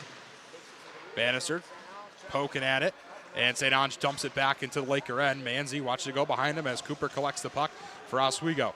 Cooper will take it up the near side. Cooper across the blue line, now across the red, and dumps it around the boards. McQuaid chases down for it. He'll be met by Arnold. McQuaid takes to the face-off circle, loses it for a second. Looks for a lane to shoot. He'll take it, and it goes wide as Urgo gets the puck back for the Lakers. Urgo with it at the red line. Urgo on the far side corner, tangled up with Fortin. Fortin all over the ice tonight for the Fredonia Blue Devils. He has been a great player for his Fredonia team, as the Lakers still have possession up to Cooper near the blue line. Cooper gets hit up alongside the boards, and that goes out of the zone. Lakers will be forced to reset, and a couple will go off for a change as Fudger has it now for Oswego. Fudger skates in front at the crease, looks for a shot, poked away by Fortin. Fudger with it now again behind the red line. Gets his own rebound. Fudger elects not to pass, takes a shot down the slot, but that one's blocked by Fortin, and that'll force another Laker reset as the Blue Devils go for a change. Here's a chance for Cohen. Couldn't get it off the pass. With a great chance for the Lakers, but into the corner. Will be back around the boards, up to Baker. Baker near the blue line. Baker unable to get a pass off from Anderson. Another hit near the blue line, and Fredonia takes it back with Cameron. Here comes Cameron now for Fredonia. Cameron takes a shot. That one goes wide, and Morris gets it off the rebound. Pass back up to Gagnon. Gagnon's shot is poked and stolen away by Simpson. Simpson back over to Cohen. Cohen will just dump it into the zone as Fudger comes off and Simons. Lakers go for a change. Horacek gets lit up on the boards. There's another hit, and that's into the boards. And no call on that. That's surprising, as here come the Blue Devils again with Pitzman. Pitzman with it now. Pass back. Looking for a lane. Floater. Keeps it himself. Pass to Fortin. Keeps it onside. Fortin takes a shot in front. That's blocked and taken away by Simpson. Horacek takes it down the near side. Pass up to Vassilo. Vassilo and Fortin tangled up. Vassilo can't get a handle on it. And it's back to Gilmore and over to Burke. Burke loses it at the wheel and stolen back by the Blue Devils. Here's Pitzman.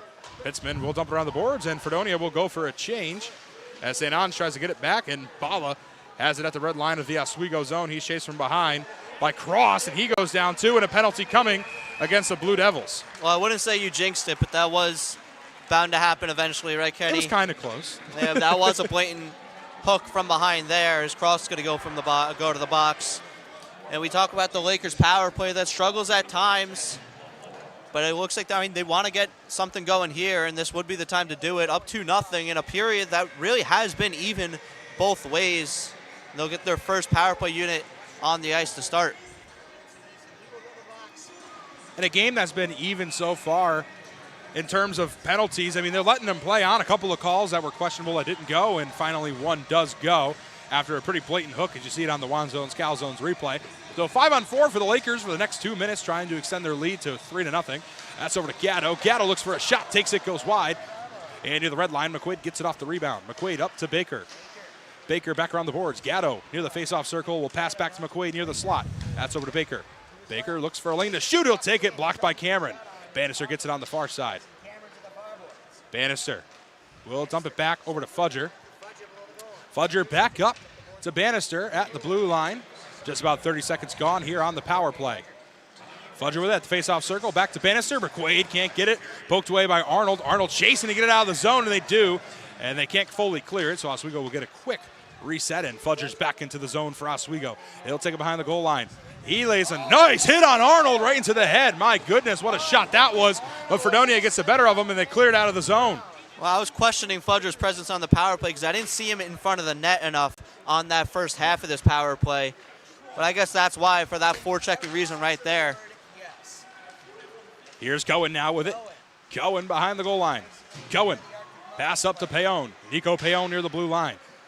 He'll pass back over to Brendan Cohen. Cohen looks for a shot. That one is tipped away, and off the rebounds, Vassilo. Back up to Payon. Payon. Horacek back up to Payon.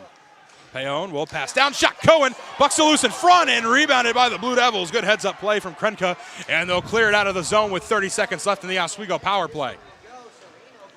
And that one, I think it went through Barbo and off the post. and a good clear by the Blue Devils, but Blue Devils were carrying a small box on their penalty kill, which opens up one-timers just like that. Burke with it now. Burke's pass goes wide, and Foslow gets it back. Foslow at the faceoff circle over to Semrad. Semrad looks for a lane. He'll take a backhand shot. That one is saved by Barbo, and that'll leave 6 seconds left for the Oswego power play. Yeah, with a lot of bodies in front, that's a good save by Barbo, moving to his left and getting that glove on that shot, on the backhander. But going back to what I said, especially on this chance, that was a good save by Barbo with what we just saw with the glove save. But when that shot went through Barbo, that was the one-timer opportunity I was talking about. When the Blue Devils have the small box penalty kill, it's going to open up one-timers just like that. And they will kill off the penalty. Lakers power play is unsuccessful as we return to 5-on-5 in Fredonia. Returns to full strength. Arnold taking it down out of the zone. He'll take a shot that pretty much goes just wide of Michael Manzi as they go for a change and the Lakers get possession back. We talked about how good the penalty kill unit for Oswego has been all year, and for Fredonia has been lackluster at 63.5% PK coming into this one. But Oswego, not too bad in the power play, 16 for 61. That's a 26.2% percentage, puts them at 26 in Division III hockey. On the other end, Fredonia, 15.6% power play percentage, 10 for 64, puts them at 68th in the nation. Yeah, and Coach Gosick said that it seems like that people are kind of pounding on their power play as of late because of how good they're not, but he was saying that last season, it's hard to replicate how good they were last season with roughly a 34% power play percentage, and they're not too far off from it. The power play hasn't been the best, but it has been showing up at points. Munoz tries to get it near the board as he goes down with the Blue Devil, and Fredonia gets it back. Ricci with it now behind the goal line. He'll pass up, stolen away by the Lakers. Quick shot from Munoz. That goes off the chest of Barbo, and the Blue Devils get it back with Cross, who dumps it in to the zone of the Lakers as Semrad gets back to it and gets it out of the zone again. Fredonia got a couple of change there. And McQuaid with it now. He'll pass over to Gatto. Gatto at the faceoff circle. Gatto takes a shot in front, goes wide as Bala goes for it for the Lakers. Bala gets a stick on it over to McQuaid. McQuaid loses it. Here comes Fredonia now. The Blue Devils rushing down. And Fornery could not get there as that is passed back over to McQuaid and the Lakers with Bannister down the far side. Bannister over to Gatto. Gatto takes a shot, goes high. Bala gets it back off the rebound. Back around the boards over to Bannister. Bannister and Thomas tangled up on the backside boards for the puck. That comes out from McQuaid and the Lakers. McQuaid looks for a pass, skates back around. He's guarded by Gagnon, and Bannister gets it back off the pass over to Gilmore. Gilmore back over to Bala. Bala around the boards over to Simons. Simons looks for a pass in front. Puck bounces and away from the crease as Fredonia gets it back off the rebound. And Oswego will skate back. And here come the Blue Devils. That pass gets knocked down by Gilmore. Big hit into the boards from Krenka. And the Blue Devils cannot keep possession in the offensive end. It'll go back down to their zone. And I'm glad to see Krenka okay there. That was a dangerous hit because the door opened as he got it hit into the boards. It looked like his ribs banged right up against where the door's opening on the boards. It's good to see him get right to the bench.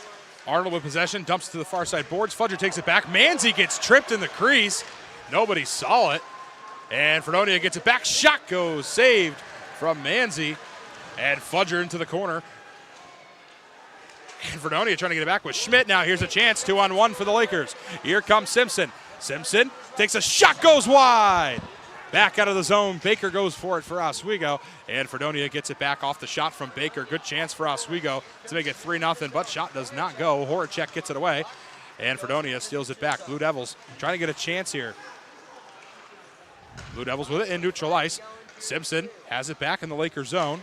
He'll pass it off the boards to Baker. Baker. Pass goes to Cohen. Cohen's pass is off the skate of Gagnon, and it's taken away by the Blue Devils with Morris. Morris takes a shot. That one does not go. It's poked away before he can get it off. And Cameron with it now. He'll take a pass down low behind the goal line. And the Lakers steal it away with Nico Payon. And Payon with possession now for Oswego over to Baker. Baker, cross-ice pass. That's back up to Payon at the wheel. Payon takes it at the face-off circle. Payon looks for a lane to shoot, gets it poked away by the Blue Devils with Lambert. That's a good defensive play there, diving for that puck. That one goes out of play, so this one will be blown dead. Yeah, that was a good defensive play. Payon was waiting to drive towards the net there and take it to his backhand. A diving play breaks that one up. As we're going to see, that's the hit on Krenka. You see he hits the corner where the door and the boards meet on the open boards. And then Manzi tripped up there by one of the Blue Devils. But it's good to see Krenka get right to the bench and be okay after that one. Dangerous, unintentional hit to get into the corner, the door unopened at the wrong time. Fortunately, he is okay as the Blue Devils knocked that one into the penalty box with Arnold, so we'll get another reset. And there are some dangerous parts to the hockey rink. That kind of reminded me, not really the same thing, but when I want to say probably 15 years ago, Max Pacioretty of the Canadiens got hit into the boards where Brandon Milberg standing right now, his head got hit right into the side glass. That was a dangerous play, and it's good to see Krenka be okay after that one.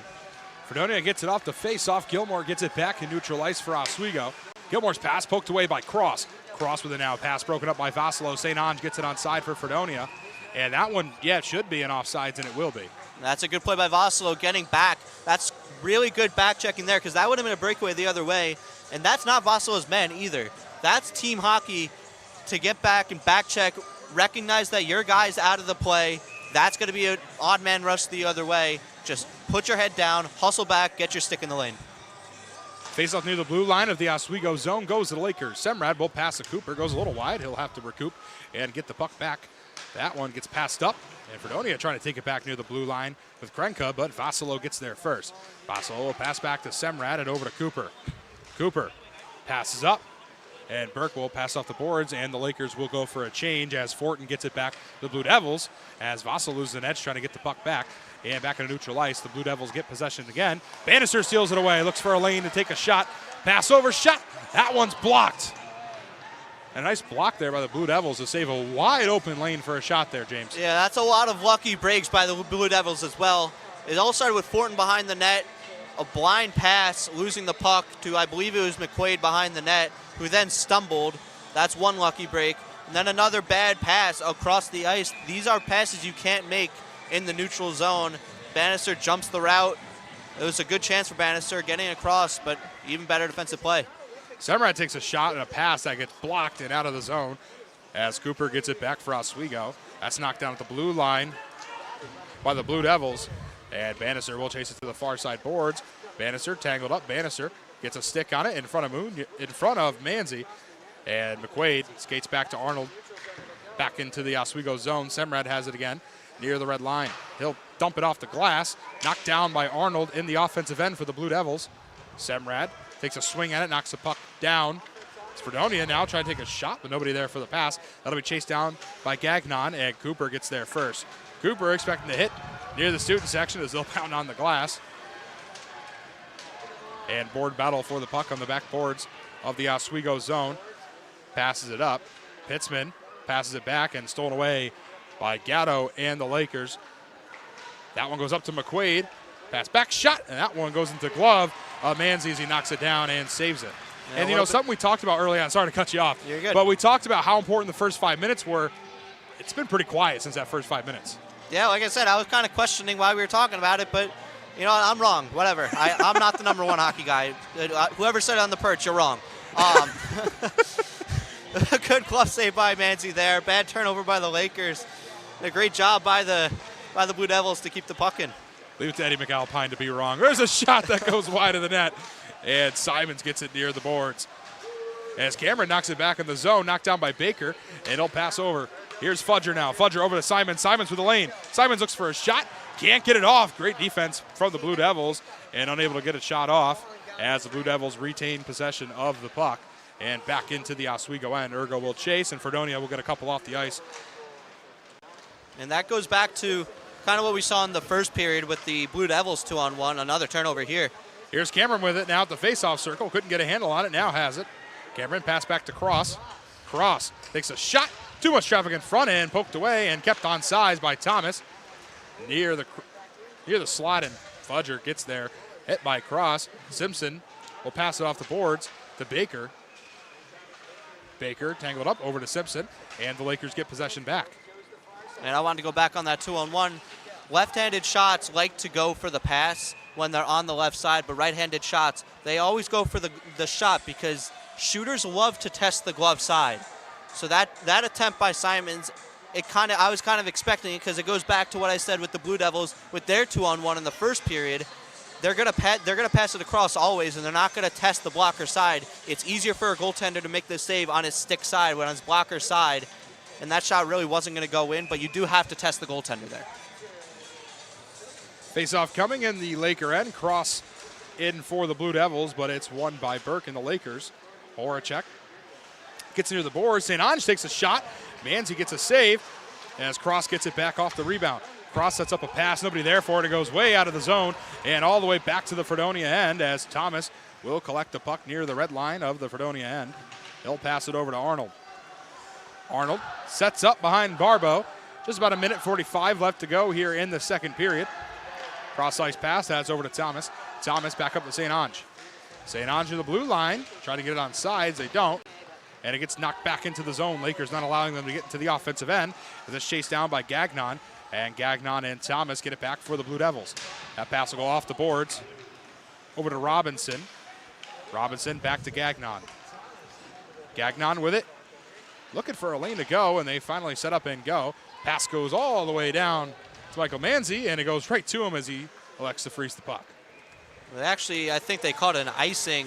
I believe Manzi didn't touch the puck before the Lakers defenseman was past the hash mark, so that is the right call to call that an icing. And that breakout, I've watched a lot of hockey through my years. That might have been the sloppiest breakout I've ever seen. That was really bad passing, a lot of drop passes right in front of your own net, and then it turns into an icing anyway. That needs to be skated up or just simplified in some way. Balla with it now, looks for a lane, shoots, and that one's saved by Barbeau and off his stick. Lakers get it back off the rebound. Balla keeps it on side of the blue line, passes down. Tangled up near the board is Munoz. And Munoz can't get the puck to go. Board battle on the backside boards. Less than a minute to go here in the second. And that goes away for the Blue Devils. Trying to get it back to the Lakers with Vassilo. Vassilo gets a poke at it. And Ryan skates back. Fredonia gets possession for the meantime, and they finally come away with it with Gagnon. Here comes Fortin down the far side. Pass knocked down by Balla and over to Ryan. Ryan takes in the offensive end. Ryan takes it behind the red line. He'll be tangled up with Krenka. That's up to Nico Payon. Payon takes a shot. That's blocked in front by Krenka.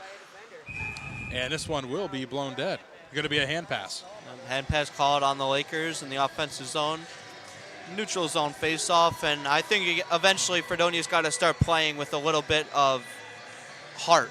I mean, we saw them have a decent period here, but I mean, they got to realize that they have one period left in, basically their season. I mean, barring any miracle tomorrow, this has to be the best period of their lives next period. Face-off goes to the Lakers. It's Bannister. Bannister near the red line, gets it poked away on the pass, and it's taken back by Fortin in Fredonia. Fortin pass off the boards. That's over to Gagnon. Gagnon will pass off the glass and off a referee and into the penalty box, went off his face, and just kind of rolled off his helmet and down to the ground. He's lucky he didn't get hurt there. Good to see him okay. And again, that's a little bit of a rough breakout there by Fredonia, just trying to hold on and get it out of the zone. They got to be a little bit better with their passing in this third period. McQuaid wins the face-off. Gatto knocks it back into the zone as Lambert will dump it back into the zone. And a couple of seconds left, they'll dump it to the far side boards. And that will do it for the second period. So after two, it's 2-0 Oswego. Same score after one. Nobody tallying in a goal in this one. For Barbeau, it's 30 saves on the night, 2 goals allowed. It puts him at a 93.8% save percentage. On the other end, Michael Manzi, 14 saves, no goals allowed. That puts him at 100% save percentage. Probably the easiest math I'll do all night. Yep. Well, you said that they need a 920 save percentage. They're doing it, but they're not holding their own offensively. I thought it was a better period for the Blue Devils there, but it wasn't enough. They got to get more shots on Manzi. Absolutely. And I mean, just looking at some of the stats between these two teams, Oswego averaging 3.8 goals per game. They're getting near that, but Fredonia averaging 2.1, and they're nowhere near that total. Have to get something back. I mean, what do they got to do to come into this third and final period and hope for a win, and what do they got to do? Simplify it up. I mean, a lot of these passes are a little bit too risky and going through the middle and getting broken up. Just get these shots on goal. Eventually you'll get lucky. Let's send it down ringside now to our reporter, Brady Hauser. Brady, what do you got? First off, a beautiful goal, Brendan, to start the first period. Take me through it. We won a few draws there in a row, and was finally able to put one home. Absolutely. Right now, it seems like Michael Manzi's kind of been laid back tonight, but what's been your take on him so far? He's played great. Every opportunity that they've gotten, he stood on his head, and we're playing well in the O-zone, so we're making his life a lot easier. 2 periods so far, 2-0. What do you guys got to do to get this victory? Just got to keep it going. We got to do the little things right and make sure we protect the house and get pucks in deep, play the right way. Thank you, Brendan. No problem. Thanks, Brandon. Thanks, Brady. As that will do it for the second period. 2-0 Oswego after 2. We'll throw to a quick break, and then we'll send you over to our perch for the second intermission report, and you'll come back to us in the press box for the third period. You're watching Hockey Night in Oswego right here on WTOP 10.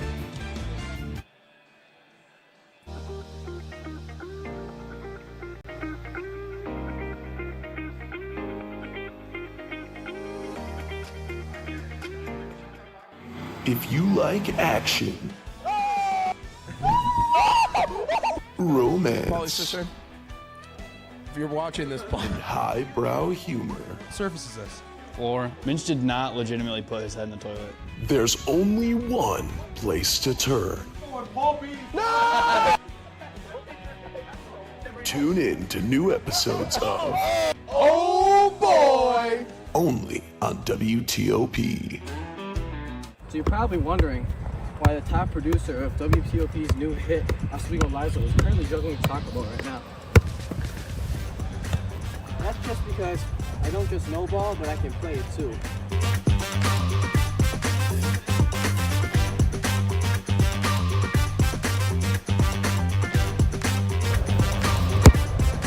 WTOP, live every other Sunday, 7 p.m. Tune in.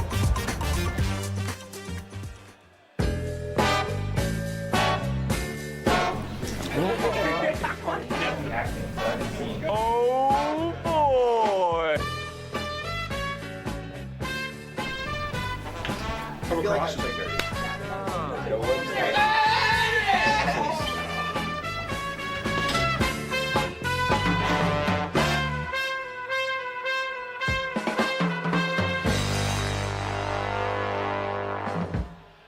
Who else would you want behind this camera other than Austin Claus?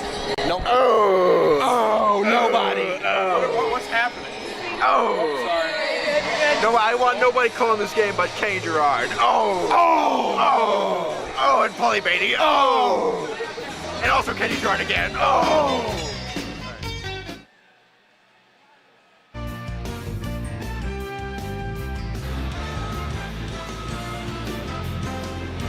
Welcome to the second intermission report here at WTOP 10 TV. Once again, Eddie McAlpine alongside Kelly C. and Nick Stetter. Before we break down that second period, I wrote a note here that I need to touch on because with about 3 minutes left in that period there, our play-by-play commentator Kenny Gerard said, quote, "Leave it to Eddie McAlpine to be wrong." Do you guys know why I'm standing right here and you are all on my left? Why is that? Because I'm always right. That was incorrect, Kenny Gerard. Welcome in to our intermission report here. We've got a little less to talk about this period as opposed to the first, but we could start it off with that. Just had to clear things up there. So, we'll look at the box score to start, right? A lot more added to it as another period of play is concluded, but face-offs really still the name of the game. The Lakers have won 27 face-offs to the Blue Devils 16. Kelly, what's been the secret formula for the Lakers out there on the face-offs? Yeah, Eddie, they really have been showing that they can win those face-offs. They have 27 versus 16.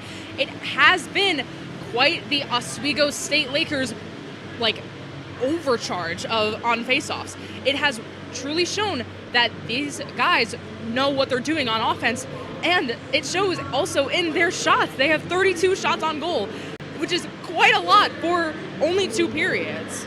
And Nick, on the other end, the Blue Devils, they managed to get 16, but they struggled to start the first period, and then they kind of plateaued off there in the second period. They're putting up a fight, but what has to go into their keys to the game? First off, I want to say you're not always right, but most of the time you're there, I'll be honest. But anyways, we're looking at a better Fredonia showing than that first period.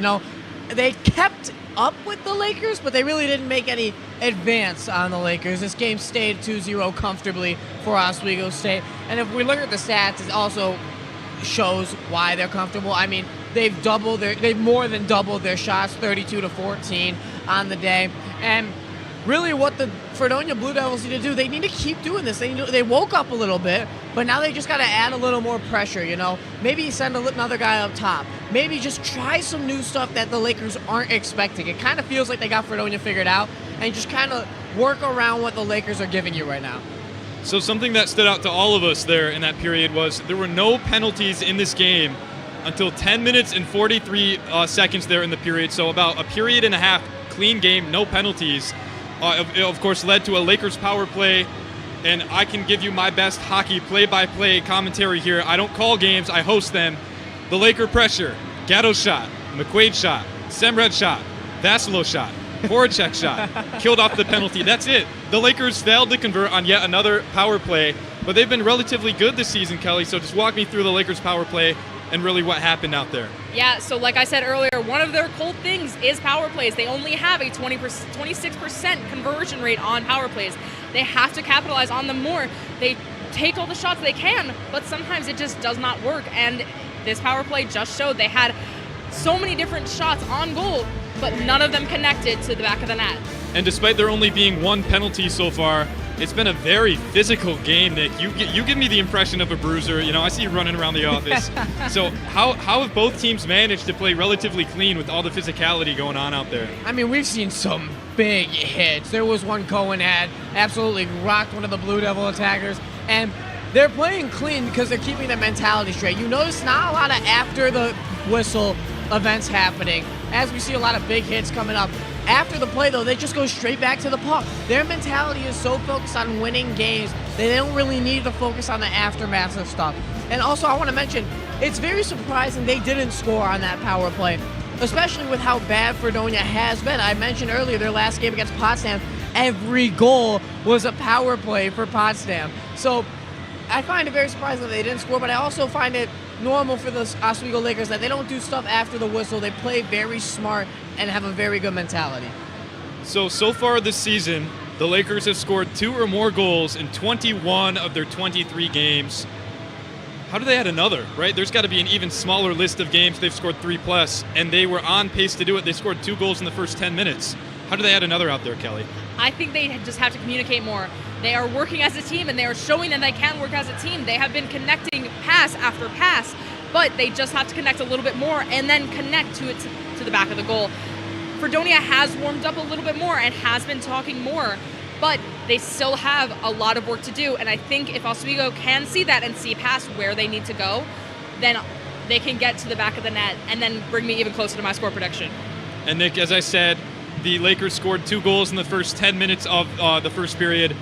The first 10 minutes of this past period was a lot more reserved. It kind of slowed down, and it looked like the Blue Devils were finally able to adjust. You've had your eye on the Blue Devils, all afternoon, all night rather. What really went into that process for them? How did they recoup? It just looked like they played better, especially with the counterattack. They struggled to get back in that first period, and they really defended a lot better, which leads them to make better plays into the neutral zone and into Oswego's zone, really forcing Oswego to calm down and make a play. Oswego's moving the puck amazing. A lot of missed opportunities there. I think I've heard too many collective O's from the crowd tonight on the Oswego State Lakers side.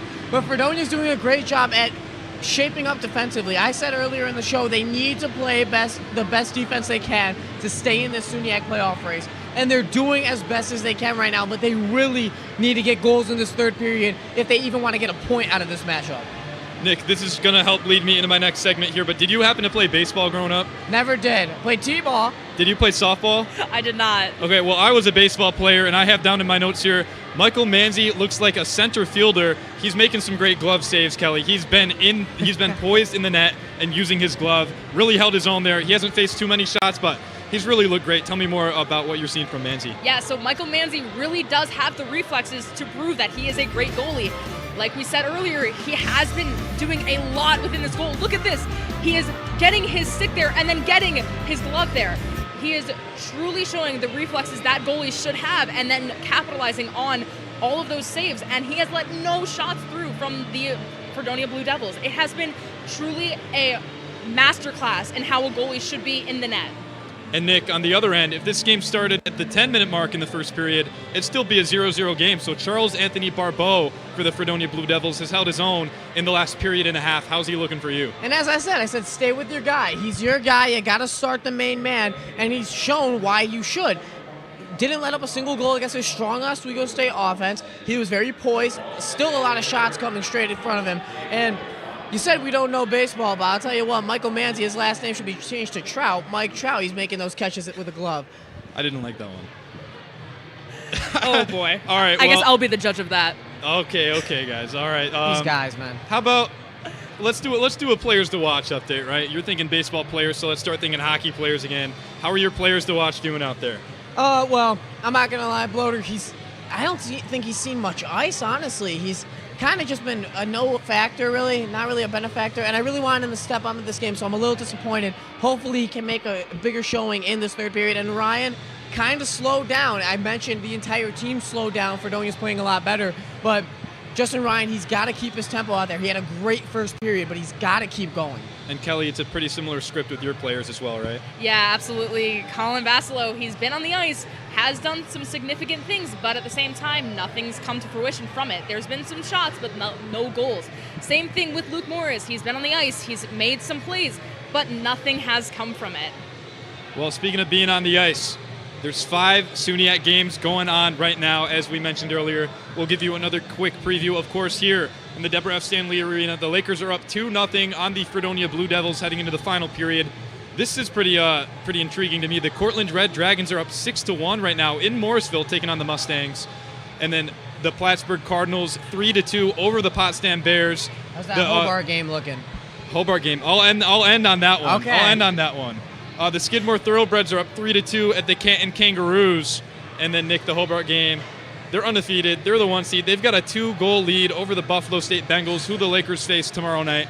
So that's pretty on script here for the SUNYAC. We'll see what happens in our final period of play here. But we'll be back post-game for our report. Once again, Eddie McAlpine, Kelly C., and Nick Stetter. Will Kelly see you after the break? Back to Kenny and James on the call for the third period.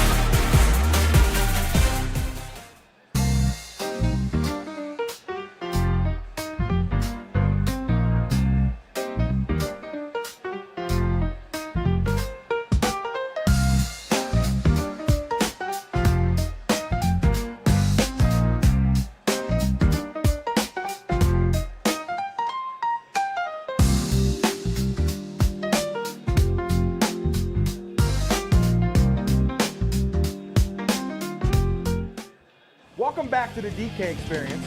Go back to your job. Every NFL fan has played for the last 15 games. Maybe. Writing a letter to the NFL fans? Get out of here with that. Let me finish. No, Let me finish. Stop. Johnny Manziel, that guy, he's a loser. No, that's.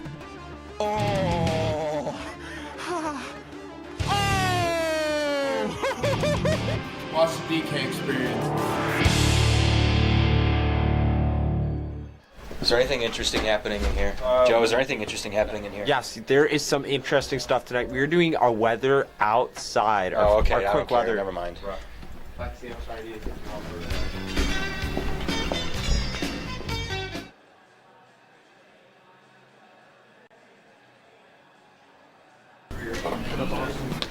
I saw bread, and I want some bread. I feel like the amount of work that we get here is very different than a community college. So at my last school, we had at least an essay a week that was due for any given class. Yeah. Also make you really appealing because you're starting in the fall, where it's kind of like more still good sport. If it's hockey, It's what they score! it's on Hockey Talk. They score! Join Rob Finger and his panel of guests. Their behavior against easy teams. How do you lose to the Bruins twice? As they take you through the hockey world. We welcome you with open arms. Tune into Hockey Talk, Mondays at 9:30 after East Coast hockey games. Only on WTOP.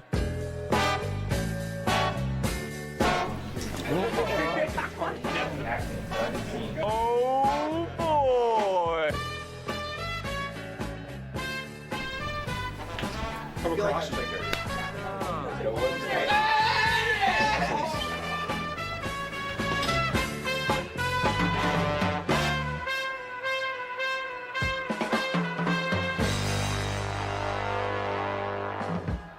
Good evening and welcome to Jeopardy. I am your host, Joe. Hello, Simon. Joe is at this place. And I'm very concerned to see what Piper's answer is here. Sorry, it's a 98-page rule book. You guys are stumped still? Joe, I'm going to sound like a little snob here. It was not founded by Ray Kroc.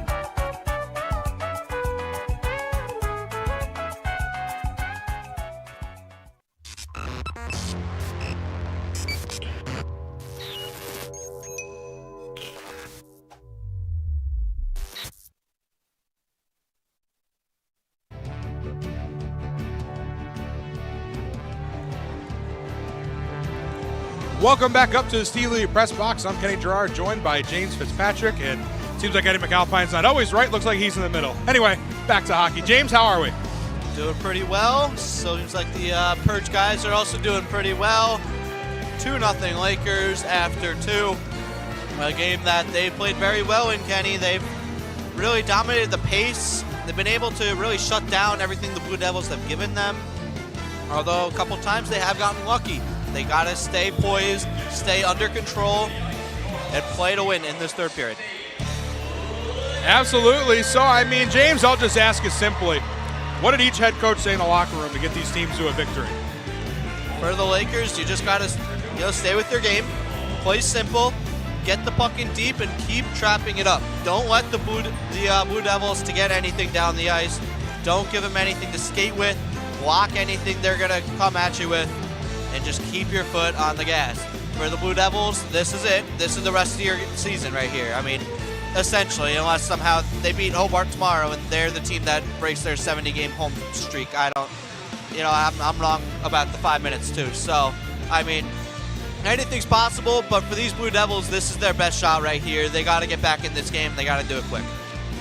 Yeah, it's not necessarily over if they lose tonight, but it's pretty close to it. They would need Potsdam to win out, and they would have to lose out in order to miss out on the playoffs. A win here would secure them a spot in the postseason, so this is your best chance to do it. Hobart, oh boy, if they beat Hobart, that would be quite the surprise. If anybody beats Hobart at Hobart in the cooler, that would be a stunner. But we're here in the Deb for at least one more period of regular time, as there is an issue on the ice near the NCAA logo. It looks like they're filling something in. James? Yeah, it looks like might be just a little rut in the ice. They got to polish up, use a little water. It'll be fixed in no time. And, of course, anytime we call a game together, Kenny, there's something wrong with the ice. Something breaks, right? Yeah, last time it was the glass pane, which, I mean, it's obviously a lot more weird than this. But nevertheless, they're going to fix up the ice, make sure we're good to go. They put 20 minutes on the clock. One more period to go in regular time to decide a victor in this one. Again, Oswego sitting at second place in the SUNY and have secured their spot in the postseason and are locked in at that seed. They'll play Wednesday night at 7 p.m. right here in the Deb against a soon-to-be-known opponent. If it ended today, it would be Buffalo State. Fredonia is a possible team as well. They could play. Canton's on the list, or even Plattsburgh, depending how these last few games play out. Yeah, there's a lot of things that could happen in the SUNY, and it's a new rule that they've implemented this year that 8 teams make the playoffs. Last team we saw 6, and 1 team got a bye. This time it'll be 8. There is no bye. Lakers get the opening face-off of the third period as Simpson dumps it into the Fredonia end. Blue Devils get possession, and it's up to Cameron. Simpson tries to poke it away. McQuaid gets there. McQuaid near the boards. He'll pass over to Gatto, whiffs on the shot and out of the zone. Simpson will get it back near the Laker wheel. Baker will dump it around the boards, and Barbo comes out of net to stop it. Behind the net, McQuaid tries to steal it back. He does in front. Bannister whiffs on the shot. Wide open lane, couldn't take it, and Morris gets it back for the Blue Devils. That sloppy defense to start for the Blue Devils. Bannister cannot be open in the slot. Lakers get it back. McQuaid trying to get near the faceoff circle, but Thomas recollects for Fredonia. And Fredonia, it is go time. I mean, it is the third period. They have not seen any goals allowed by the Lakers since the first 5 minutes of this one. As this one is blown dead, looks like we're going to get an offsides. A little ill-advised play there going across the blue line. That's one of the first things that you're learned when you're in Pee Wee. Do not play with the puck at the blue line. Get that puck in the zone, then you can do whatever you want with it. But drawing your teammates offside entering the zone is not ideal. And there it is right there, playing with it at the blue line. Crystal clear offsides. Good call from the referees. And Oswego gets it off the face-off as they will clear it out of the zone back to the Fredonia end. And it'll be blown dead on the ice. And we talked about how there's only been a couple of goals since early on. I mean, what does Oswego got to do now to get one more on and get a little extra padding? Yeah, I mean, this, most people say, is the biggest goal of the game right here. I mean, the next goal is the biggest goal of the game, 2-0. It's either going to be a 3-goal game or a 1-goal game. And for the Blue Devils here, offensive zone face-off, they got to push to get that next goal or at least just get some kind of momentum going within the next few minutes. Semrad gets it off the face-off in the Laker end. Semrad is tangled up with St. Ange. Lakers get possession and get it out of the zone as Thomas will chase it down for Fredonia back to his own end. He'll pass up the cross, goes under his stick, and Semrad will chase it back behind Michael Manzi, still in net for the Lakers. And Semrad into the corner. He'll get it back behind the red line for Oswego, and Fredonia will go for a change. Ergo has it near his own bench. Ergo will pass, knocked down by Gagnon. And Gagnon will pass it across ice to a teammate, back over to him. Gagnon near the red line will pass up. Cohen comes in for a hit, whiffs on the shot, and Robinson can't keep possession. And it'll be knocked back into the Fredonia zone. Blue Devils struggling to get it down to the offensive end here. Oswego trying to keep it in their offensive end, but Fredonia obviously needing a goal more desperately than the Lakers. And the Blue Devils just got to simplify it a little bit. Just get it deep and go on the forecheck. And I'm really surprised Barbo didn't let that go. Now you're dealing with a defensive zone faceoff. There were plenty of guys around, and the referees even let him, make a decision. He waited way too long. I'm surprised too, but nevertheless, we will get a face-off in the Fredonia end on the near side face-off circle. Looks like Burke will be in for Oswego. Big face-off here. Goes to the Blue Devils. They'll get possession back. That's over to Fortin. Fortin will take it across the blue line. Pass across the wheel, off the back skate. And Pitzman has it now for Fredonia. Pitzman takes around behind the net. Looking for a shot that knocks the water bottle up, but it was off the back of the net, not in the back of the net. And he'll pass it over. Here's Fortin with an out, back around the boards. Trying to get possession is Pitzman. He has it again. And it's stolen away by Cohen. And Bala tries to get a stick on it. Can't get there, and back around the boards it goes for the Blue Devils. Lambert tries to get a stick on it again. Horacek gets it back for Oswego. And here come the Lakers. Horacek gets tangled up, stolen away. And Cameron has it now for Fredonia. Cameron 2-on-1. 2 defenders, 1 offense, and that won't work out 90% of the time as Gilmore gets it back for Oswego. Gilmore gets it up against the boards. Cameron storms down. Bala goes for it, and it's up to Cohen, who flicks it high, almost hits the ceiling, does not, and comes down. And Munoz just whiffs on the shot. Whiffs on the pass as Cohen gets hit too, and back into the offensive end for Fredonia. Pretty dominant start, honestly, for Fredonia. They've had a lot of time in that offensive end, just unable to really create any good shots to get on Michael Manzi. Yeah, and that was a good shift. Nothing really happened, but the little things matter. Getting in on the puck, getting in on the forecheck. There's a nice shot that's saved by Manzi. And that's a good chance to start getting some shots on. Another one shot, another save by Michael Manzi, and Oswego gets the rebound with Munoz. Munoz will pass up to Vassalo. Vassalo goes down with Thomas, gets back up. And Fredonia takes it back with Fortin. He'll get pushed up against the boards by Ryan as Thomas gets it back for Fredonia. Blue Devils trying to get possession again, and they do. Here comes Fredonia. Pass stolen away by Baker, and the Lakers regain possession. Munoz with it at the red line. He'll take it into the offensive end, and he'll dump it high behind the netminder. Vassalo gets it at the faceoff circle. Vassalo looks for a pass to McQuaid in the slot. Can't get a handle on it. And Fredonia gets it back. Bannister tries to keep it onside, and it goes over the head of McCarthy on the bench. And that'll go out of play, and we'll get a stoppage. Yeah, like I said, the little things matter for the Blue Devils. And going back to that shift that we saw, those little things do matter. And getting those shots right there on Manzi is how you score and how you create chances, create momentum, and that's what the Blue Devils need. I don't think they're just going to get in and get a lucky one on Manzi. I think they need to sustain some pressure first. Lambert passes to Sereno. Robinson with an out the face-off circle for the Blue Devils. He'll take it around behind the red line, take a shot in front. Puck still loose and taken away from the crease by Gatto. Gatto will pass cross ice. That's up to Bannister with an open lane. Bannister looks for a shot. He takes it. That one saved by Barbo and frozen. And what a chance for both sides. And that was a silky little play by Bannister. He lost control of that puck. He went behind his back, one hand on his stick, able to turn around, keep himself onside. You see right here, this puck is way behind him. I mean, that's going towards the corner. He's able to pick it up on his backhand, one hand on his stick, and turn that into a great opportunity. Great play by Tommy Bannister. Replay of the save brought to you by Wanzone's Calzones. The night is not complete without a Tomcat, as we'll get a face-off in the Fredonia end as Barbeau is adjusting his jersey and his glove and pad. McQuaid is in for Oswego for the face-off. Waiting to see who Fredonia sends in. Looks like it may be not Fortin. We'll get a face-off.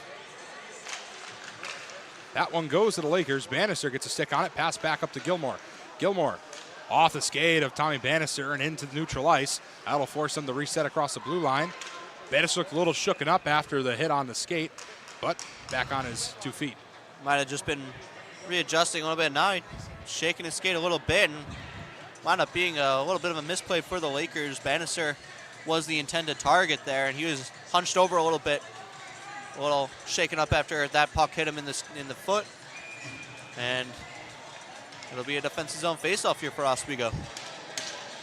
Anderson in for Fredonia and McQuaid for Oswego. Anderson gets the faceoff for the Blue Devils. Gilmore quickly skates in and knocks it away, and it's knocked back into the Oswego end.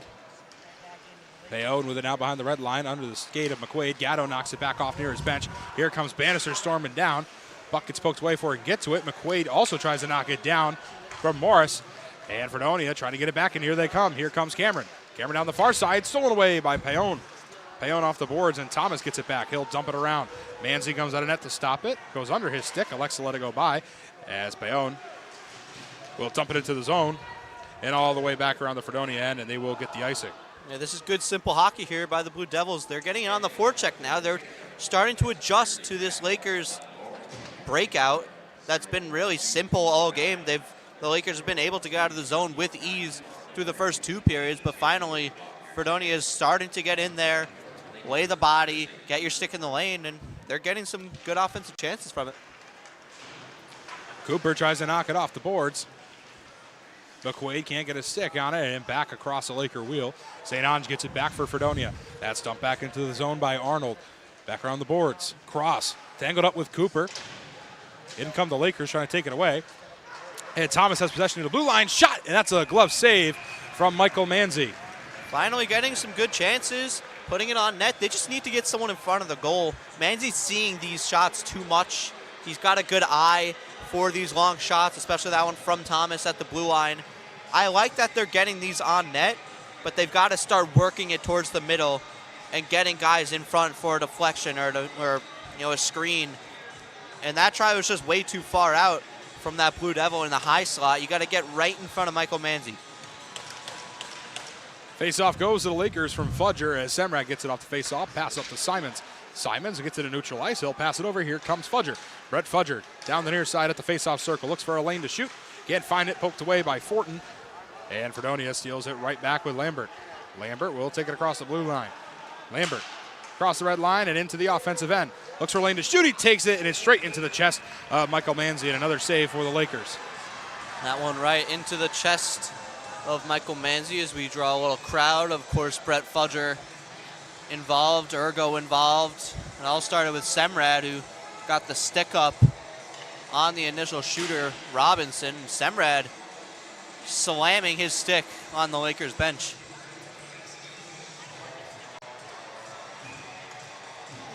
Face-off coming on the near side of the Oswego zone.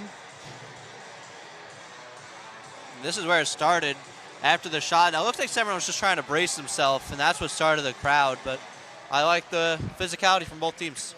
Simpson gets it out of the zone, clears it all the way down, knocked out by Horacek with a chance, and he can't get it off. It's going to be a high stick. Yep, that was high stick. It was Pretty clear as day. No argument from the Lakers. Good call by the officials.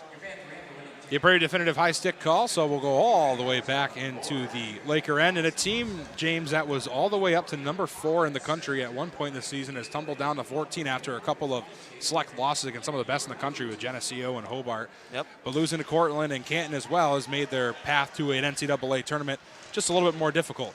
Manzi goes down in net, trying to go for the buck. Signal he's okay. Flying stick again. And sticks are flying, and so are netminders on the ice. Pigs flying Oswego. That one gets off someone's skate and into the netting, and a much-needed reset because what just happened? First off, that's a really bad play by Jesse Horacek. His stick goes flying. He can't retrieve the stick. You do not sprint off the ice there. That's not the right play to do. I'm sure Ed Gostik's going to say something to him about that because as soon as he sprinted off the ice, all of a sudden the man he was guarding up top, Fortin, had the puck for a wide-open shooting opportunity that was deflected out of play. You can't do that if you're Jesse Horacek. You got to play without your stick. You'll get it back eventually. Lakers get it off the face-off, and across the blue line, it's Vassalo. He'll take it at the wheel. Vassalo across the blue line to the offensive end. Gets it poked away by Fortin, and back out of the zone. Simpson gets it near the red line. Tries to get it back onside as it's backhanded into the zone by Ryan. And Fortin gets there for Fredonia. Fortin gets it out of the zone. Simpson will pass it off the boards to the far side, and he'll get off the ice for a change as Bala comes on for Oswego. Fortin with it now for Fredonia up to Cameron. Cameron loses the pass as Munoz comes skating in to get there, and Munoz can't poke it away as Fredonia will clear it out of the zone and into the offensive end. In a chase, here comes Anderson. Anderson and Baker tangled up. Baker goes down, and off the board pass to Munoz. Munoz gets it up to Vassalo. Vassalo gets it back into the offensive end. Fortin will chase it down behind the red line for Fredonia. Vassalo on the far side boards. Bannister and Cooper come on, as well as Payon for the Lakers after the change in the offensive end for Oswego. Fortin has possession back for Fredonia and under the stick of Cameron, and back into neutral ice. Back off the boards. Ryan will dump it back around. Thomas chasing down Fortin as Barbo was way out of net to pass it away.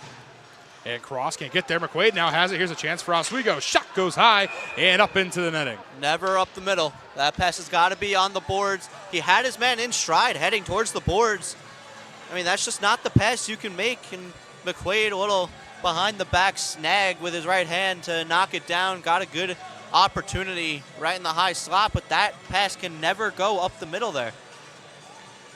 We're going to face off in the Fredonia end. Matt McQuaid in for Oswego, and Robinson is in for the Blue Devils. A little over half of the third period is left. Still 2-0 Oswego. Score has been the same since about 5 minutes gone in the first. Face-off goes to the Blue Devils, and Robinson tries to get out of the zone. McQuaid keeps it on side, down the slot. Gatto takes a shot that goes wide. A little light hit, couldn't really fully get the shot off. Pass to Payon's poked away and out of the zone. It'll be chased down by Cooper for Oswego. Cooper off the boards. Robinson comes down for Fredonia with possession, and that one's going to be an offsides. Robinson, now he's going after Burke. We saw Robinson, I believe it was Robinson going after Semrad earlier. Semrad's back on the ice. Looks like nothing comes out of this, but neutral zone face-off after that offside. McQuaid in for Oswego, and that one goes to the Blue Devils as Lambert knocks it back on his own, and Semrad has it now behind the red line for Oswego in his own end. He'll be tied up with Lambert. Bannister gets a poke at it. Semrad gets to it as well, and Oswego takes it back with Gilmore.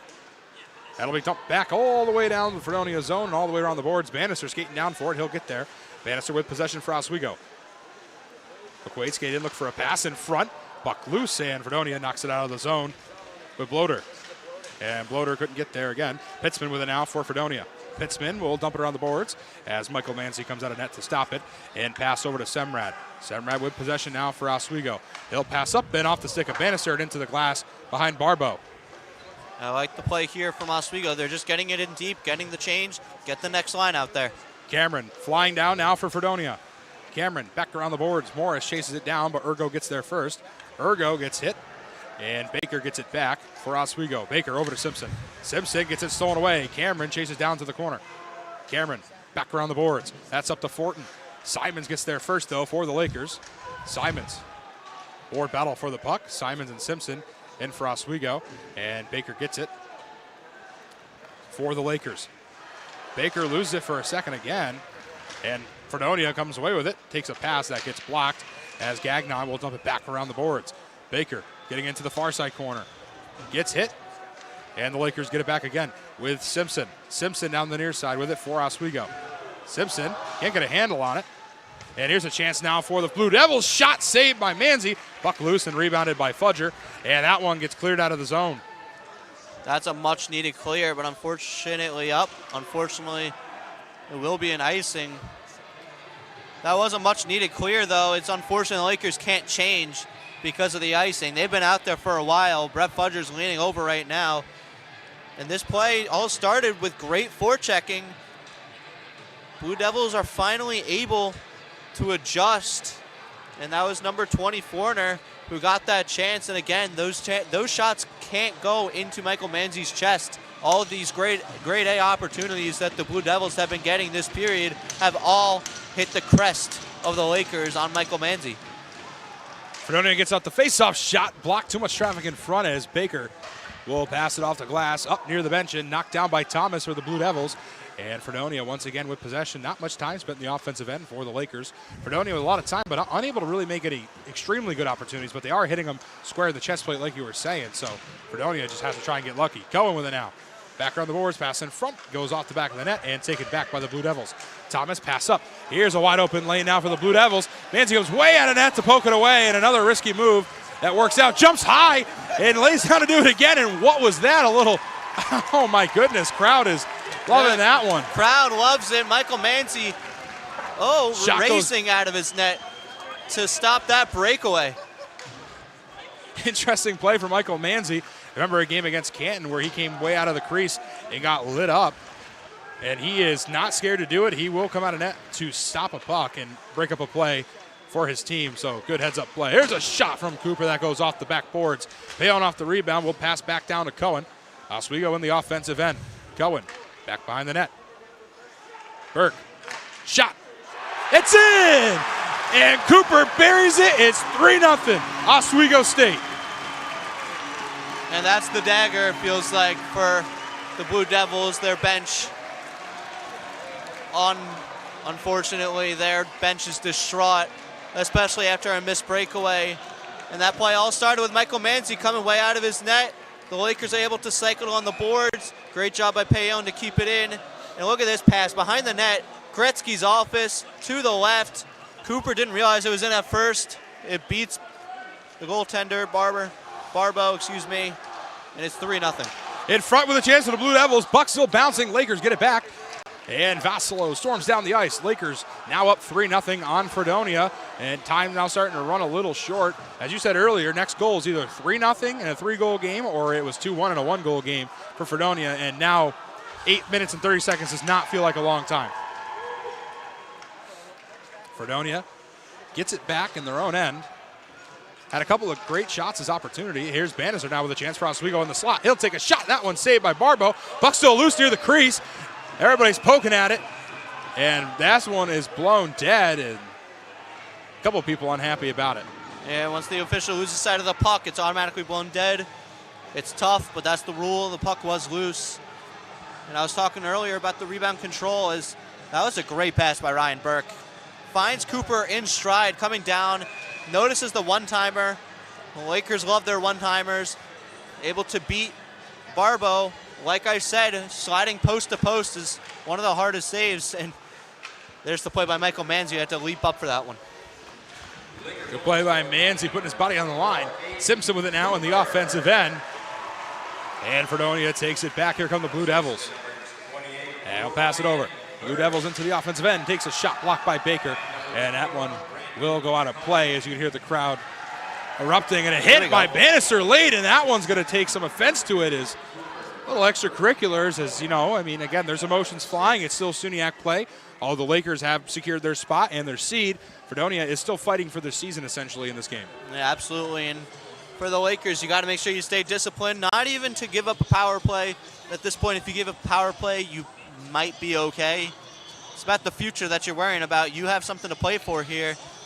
And the game we called that Brett Fudger got ejected for late in the game when they were losing to Canton, it was risky considering they were going up against Hobart the next week. And unfortunately for him, he did play that game, but plays like that, you got to just stay disciplined in.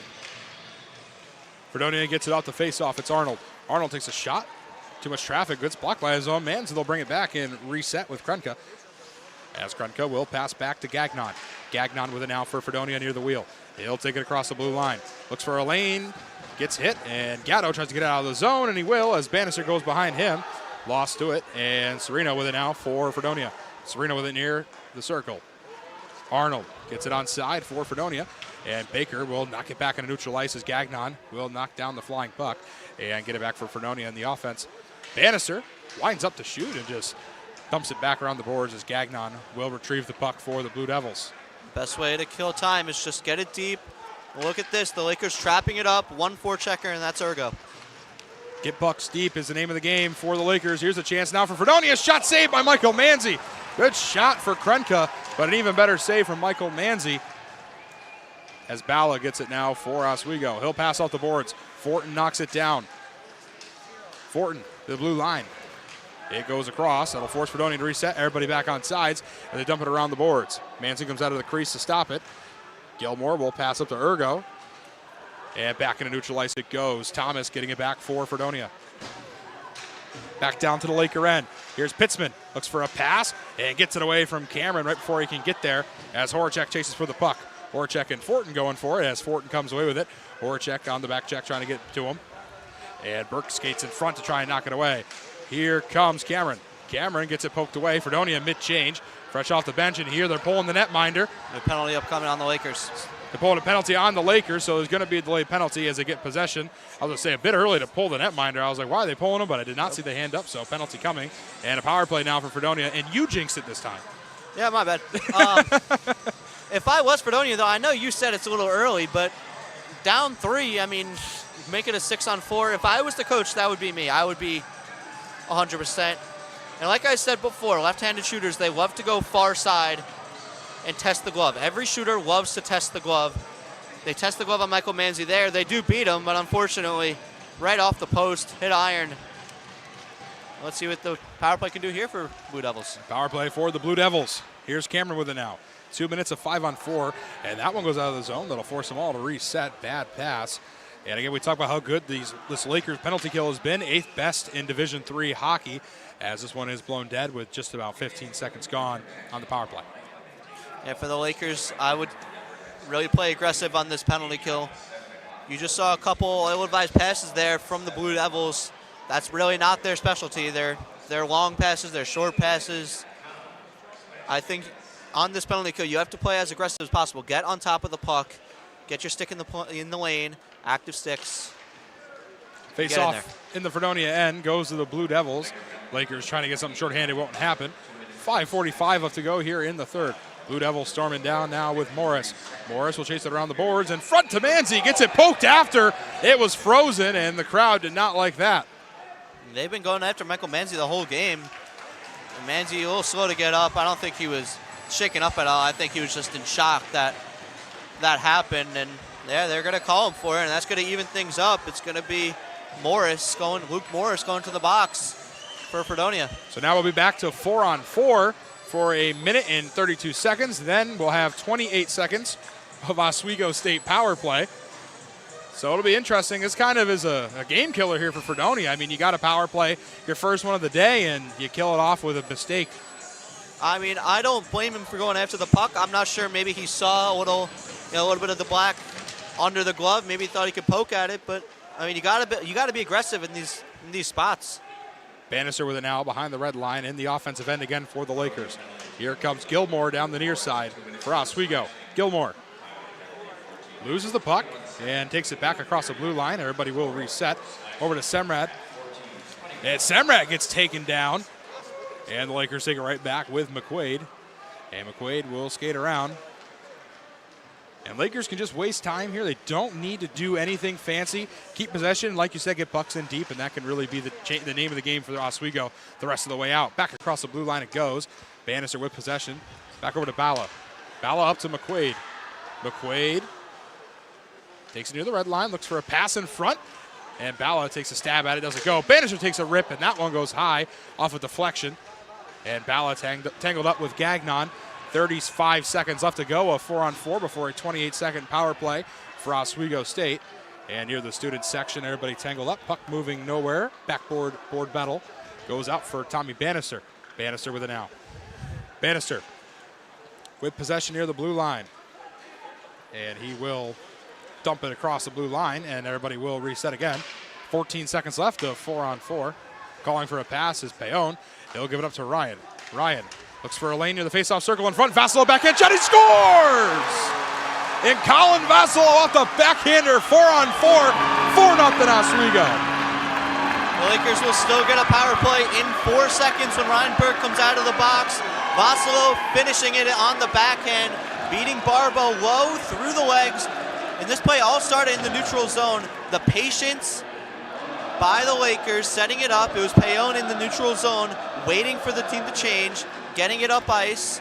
As patient you could possibly be, waiting for Ryan to get open.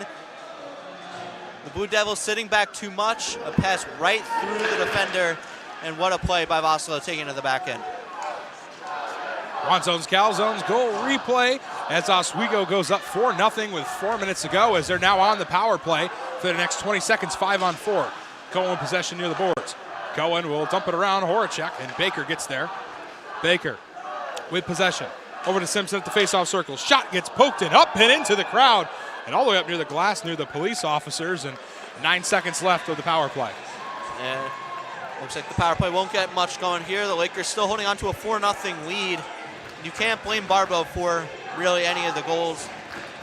He's done all he could tonight to keep his team in it, just like he has all season. Coming into this game, like we said, a .912 save percentage on the year, having a great year for himself, and unfortunately for the Blue Devils, wasn't enough tonight.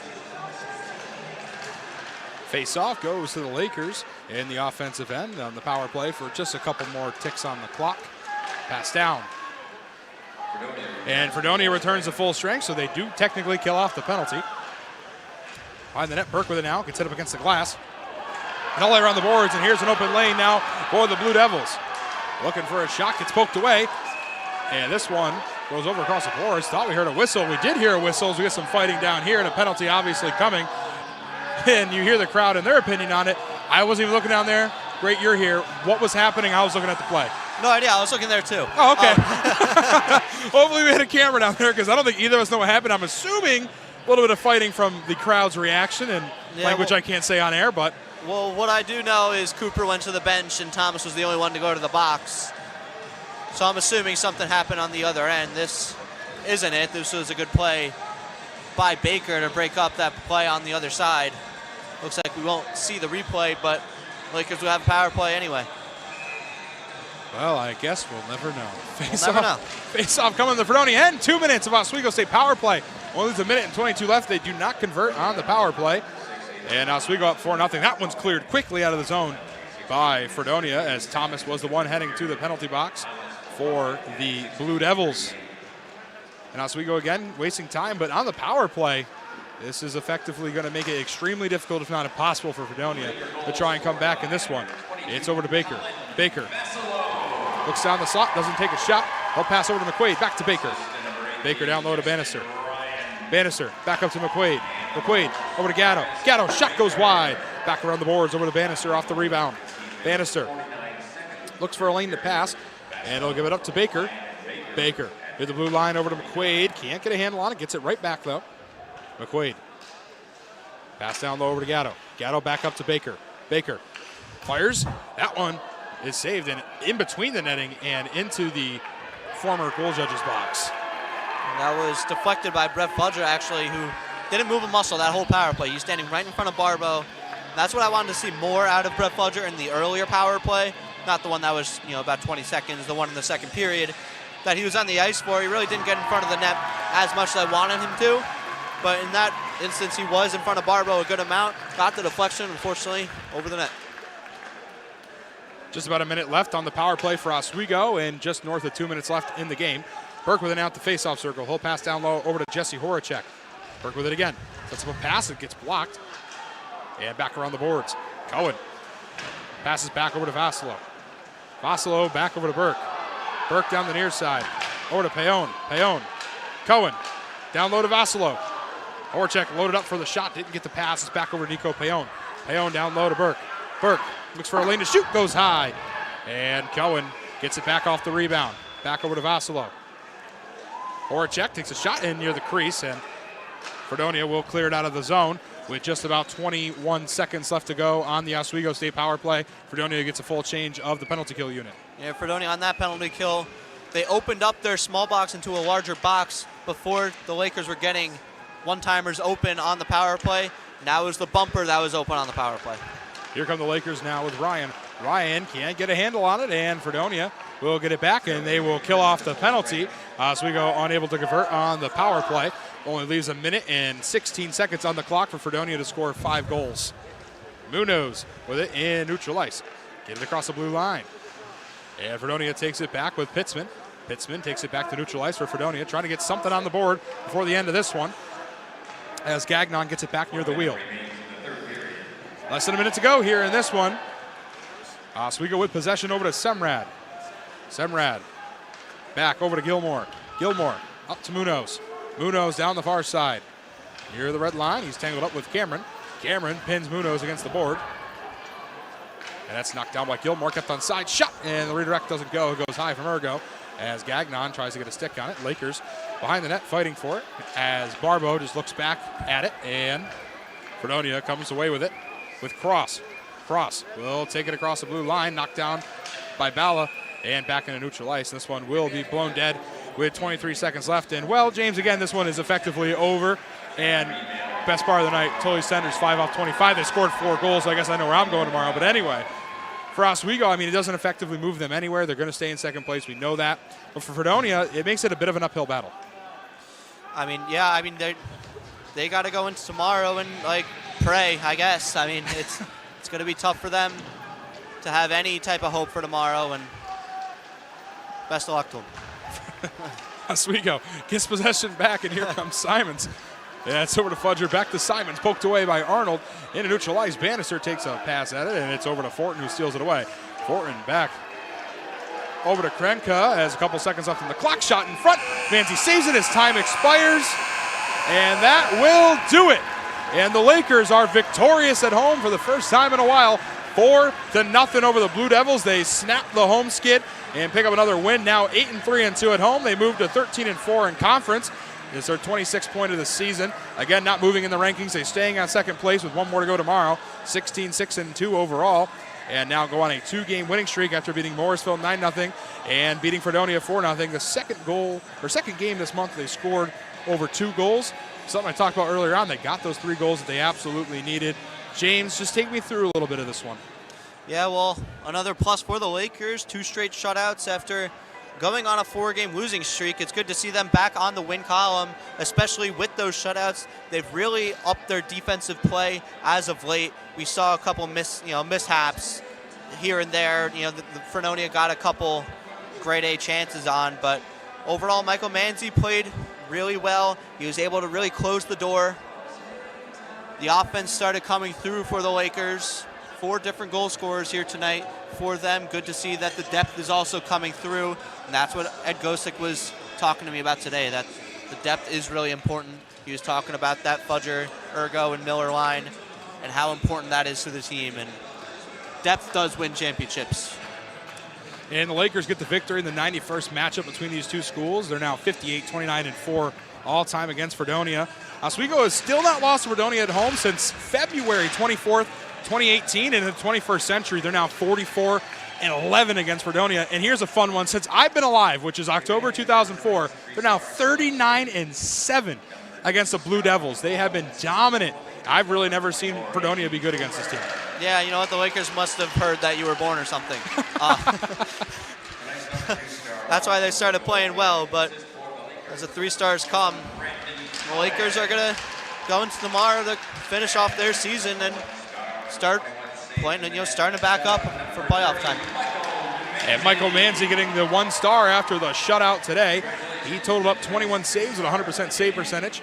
And for the other side, Barbeau, 33 saves and 4 goals allowed. That puts him at an 89.2% save percentage.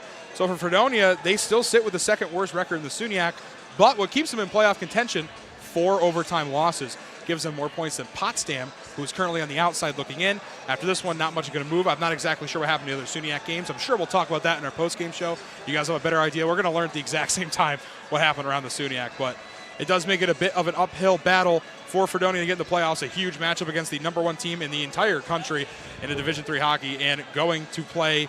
They beat the record tonight if they won for most home game wins in a row at like 64. It's incredible, that team. But let's set it down ringside now to our reporter Brady Hauser, who's joined by Colin Vossolo. Brady, Colin, take it away. Thanks, guys. We're here with Colin Vossolo, and Colin, a 4-0 win over Fredonia here tonight. Dominating performance. How's this one feel? Feels good, just get the win. I mean, winning always feels good, so just excited to see that. Absolutely. What worked differently here tonight? It seems like your guys' offensive play was really, really good. Take me through it. Just guys holding on to pucks and making plays and getting pucks to the net. I think, that shows a lot of confidence now. We're getting it back, and that definitely helped with our success. Absolutely. Obviously, we're getting close to playoff time. How are you guys feeling about that? Obviously, a win here keeps the momentum rolling. Honestly, just keeping it simple, playing the right way, going into playoffs. I know we already clinched second seed, but we want to take these last 2 games here and just play the right way. Make sure, we're playing Laker hockey. Senior night tomorrow night. Are you guys excited to celebrate that? Yeah, I'm excited for our seniors on our team. I'm going to miss them, but, it's a big night for them, so hopefully we get the win. And lastly, Michael Manzi gets the player of the game. What a great job he did in the goal box tonight. Yeah, hell of a job by him. He works hard every day, and, it shows in the game. So. All right, go celebrate with your team, man. Yep, sure thing. Thank you. Guys, Colin Vossolo, very happy after the win here today. Back up to you. Thanks, Brady. Thanks, Colin. And speaking of senior night again, WTOP 10 senior night tonight. I want to thank all the seniors who are a part of this broadcast. And me and James up here in the press box are both seniors. So our last regular season game under the books. High five. Bang. We did it. Another regular season under the books. But tune in tomorrow for the all-women's broadcast. Again, thank you to all the seniors working today. It's me, Kenny Gerard, James Fitzpatrick, Loudon Pratt, Dylan Zielinski, and so on. All seniors working this broadcast. Thank all of you for all of your hard work here at WTOP 10. That'll be it for us here in the press box. We'll see you guys tomorrow night.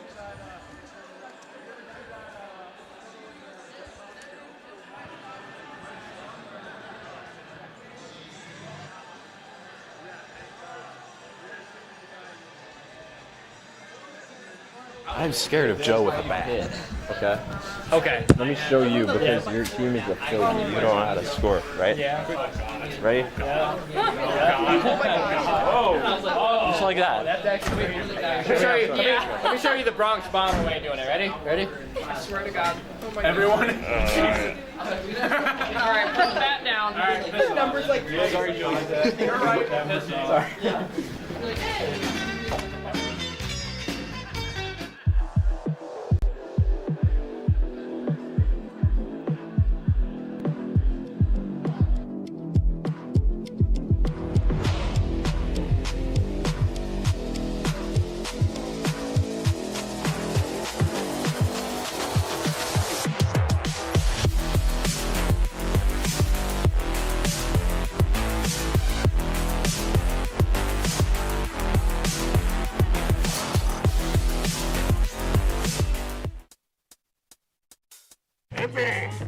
I had to eat a raw egg on Chris's dormitory floor.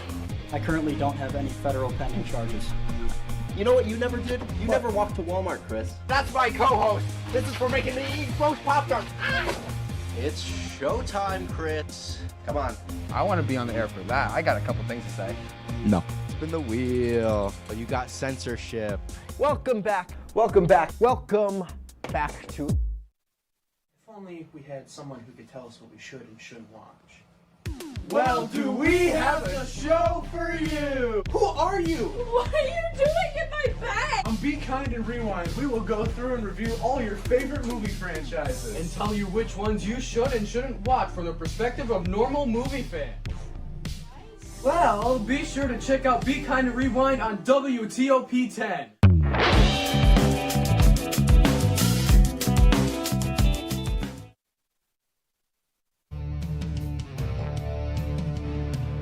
Deb clearing out as the Lakers close this one 4-0. Lakers earn themselves another victory. And in case you weren't with us pregame, these three are all sad because the ongoing bit all game is that I'm always right. Guys, who had the 4-0 score prediction? That would be Eddie McAlpine. That would be Eddie McAlpine. Welcome into our post-game report for the final recap here. Eddie McAlpine with the three people who got their score predictions wrong. Kelly C., Nick Stetter. He never even got a score prediction. That's how far off he would have been. But we've got hockey to talk. We've still got jobs to do, guys. So 2 goals there in that period to give me my correct score prediction. Kelly, I'll start with you and the Aiden Cooper goal. Walk me through it. Yeah, so Aiden Cooper, right off the bat, basically, assisted by Ryan Burke and Brandon Cohen. The first goal since the first 5 minutes of this game. Buried the puck into a one-timer pass bureau. This was his second goal of the season, so it really was an impressive stat for Aiden Cooper, and I think he really, really needed that goal, and it just pushes his motivation even further going into his last game of the season and then into the finals. Yeah, Cooper primarily a defensive anchor here for the Lakers, but he got it done on the offensive end. Now someone who has done it on the offensive end all season, leading the team in goals and extending his line there to his 13th of the season. Colin Vassallo scored the 4th goal there. Nick, walk me through it. I mean, first of all, I'm not happy with you. Second of all, it was a great goal by Vassallo. I mean, me and Kelly's players to watch on the Oswego side connected for this. Ryan finding a beautiful puck into Vassallo right under the keeper's legs. The keeper's had a great night tonight. It's just an unfortunate ending. Oswego dominated this entire game, but Vassallo and Ryan connecting on that last one. Pretty goal. Yeah, Vassallo on the feed by Justin Ryan and Travis Baker. On the 4-on-4, there were offsetting penalties going on, and he just slotted it through the 5-hole for his 13th of the season. And Brady, you just caught up with Colin Vassallo. I talked to him yesterday, and he told me he had a brand new stick he was excited to debut here tonight. What did he tell you down there on the ice just moments ago? I think the stick worked first off, but yeah, no, man, they're very happy about this win here tonight. It's been a little bit of a rough patch the past couple of weeks for the Lakers, so to finally come back out on top with a 4-0 win over a pretty decent team like Fredonia is a very good confidence booster. Obviously, looking into postseason coming up. He's very excited about senior night tomorrow night, celebrating with the seniors, but he's also very excited that the momentum is starting to come back, and it's right at a time when they need to have it coming back. Absolutely. A big win tonight for the Lakers. The goals are what you see on the box score, but what you might not see is the physicality we saw all night. There was only 1 penalty, but it was a physical game, and then in the final 7 minutes, there was 3 penalties, so things really ramped up. Kelly, talk about the physicality out there. Yeah, like we've been saying the entire time, both of these teams are very physical, and as you can see, there's been a lot of slipping and sliding on the ice tonight. We've been seeing major hits, falling all over. There's been sticks flying everywhere. Even a full glove came off at some point. There's been almost fights throughout this entire game. It's always been tense, but they never really caught those penalties until those final 7 minutes. Yeah, and the Lakers getting it done on all shifts. I want to highlight the third line of Jesse Horacek, Ryan Burke, and Brandon Cohen, because that third line recorded 4 total points tonight, Nick. Ryan Burke had 2 assists, and Cohen, of course, had the goal and the assist. So they were getting it done. How did Fredonia, what could they have done to really slow them down? They had a really good second period, and I think what they lacked in the second period, they kind of woke up a little bit after that first one being 2-0 down and kind of defended better. That led them to getting chances and stuff. But I'll tell you what it was, the penalties. I said this earlier in the broadcast a couple of times. Potsdam, in their last matchup, all scored off of power plays. It wasn't a power play. They scored off that 4-on-4, but it's still a penalty, leading for the Blue Devils to have to change their philosophy, change their style of play. And the Lakers are so much better at adapting to change on the ice compared to the Fredonia Blue Devils that it really caused havoc out there for them, and they weren't able to catch up in this game, which was already won by the Lakers. Brady, I got a fun one for you. You ready? Do you think Michael Manzi made his bed today? Because he had himself a clean sheet, 0 goals allowed, This a guy. 1,000 save percentage, or 100, or Who however put that this works. guy in charge of being the host? I signed up, but you've been moving around all day.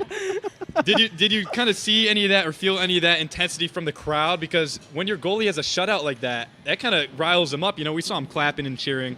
But talk about the crowd and what you saw out there in the stands. Yeah, no, tonight the crowd was very into it, which is it was a lot busier here tonight as well. We had more students coming out, which it's towards the end of the season, so I'm expecting that. Obviously, students are going to come support the team, which I wish they do it all year. But towards the end of the season, they're starting to show up, and the energy was very, very high in this arena tonight. It was great to see, and I know all of our Laker faithful are very happy about this win, and it's good to see our team get a 4-0 win. Plus, they all get the Tully's tenders at the end of the day, so they're happy regardless. They get the $5 off that chicken tender. So, yeah. Absolutely. Do we get that too? No, we get Wanzones. We get Wanzones post game. But Okay. I mean, honestly, neither are a bad choice here in Oswego. It's a good deal. Coming out of Oswego now, I want to take one final look around the SUNYAC Conference with the Lakers taking down the Blue Devils 4-0.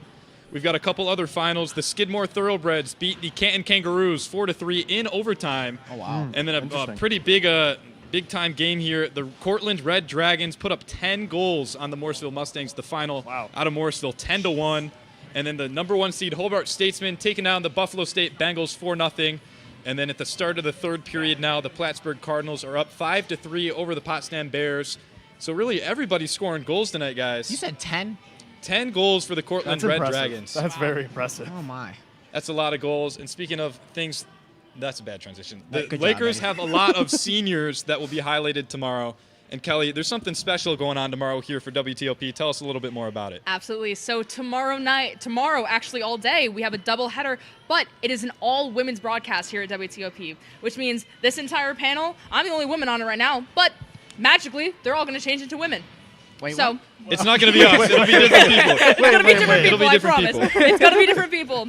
But tune in tomorrow. There's going to be a full women's broadcast. We have a whole women perch. We have commentators that are all women. It's going to be all women all day tomorrow. That's amazing. It's going to be great. Senior broadcast for the Lakers tomorrow. We already talked about it, but tonight was our senior broadcast. And I see a couple seniors over there. Yeah. I see a couple seniors over there. Come on over Get here. in here, Loudon and Kenny. Come on over here. Kenny Gerard, here, Loudon Kenny. Pratt, and James Come on in. Fitzpatrick. How you doing We don't right have now, enough Kenny? room How on you the doing? camera. I'm great. But we appreciate these seniors who put in their work for this club over the years here and, of course, in their final year, doing everything they can to ensure we have great broadcasts every time. We appreciate you all so much. But that's going to do it for us here on WTOP 10. Be sure to stay tuned tomorrow for our all-women's broadcast. It's both games. But, guys, what a game. Lakers take this one 4-0. That'll do it for us here on WTOP 10.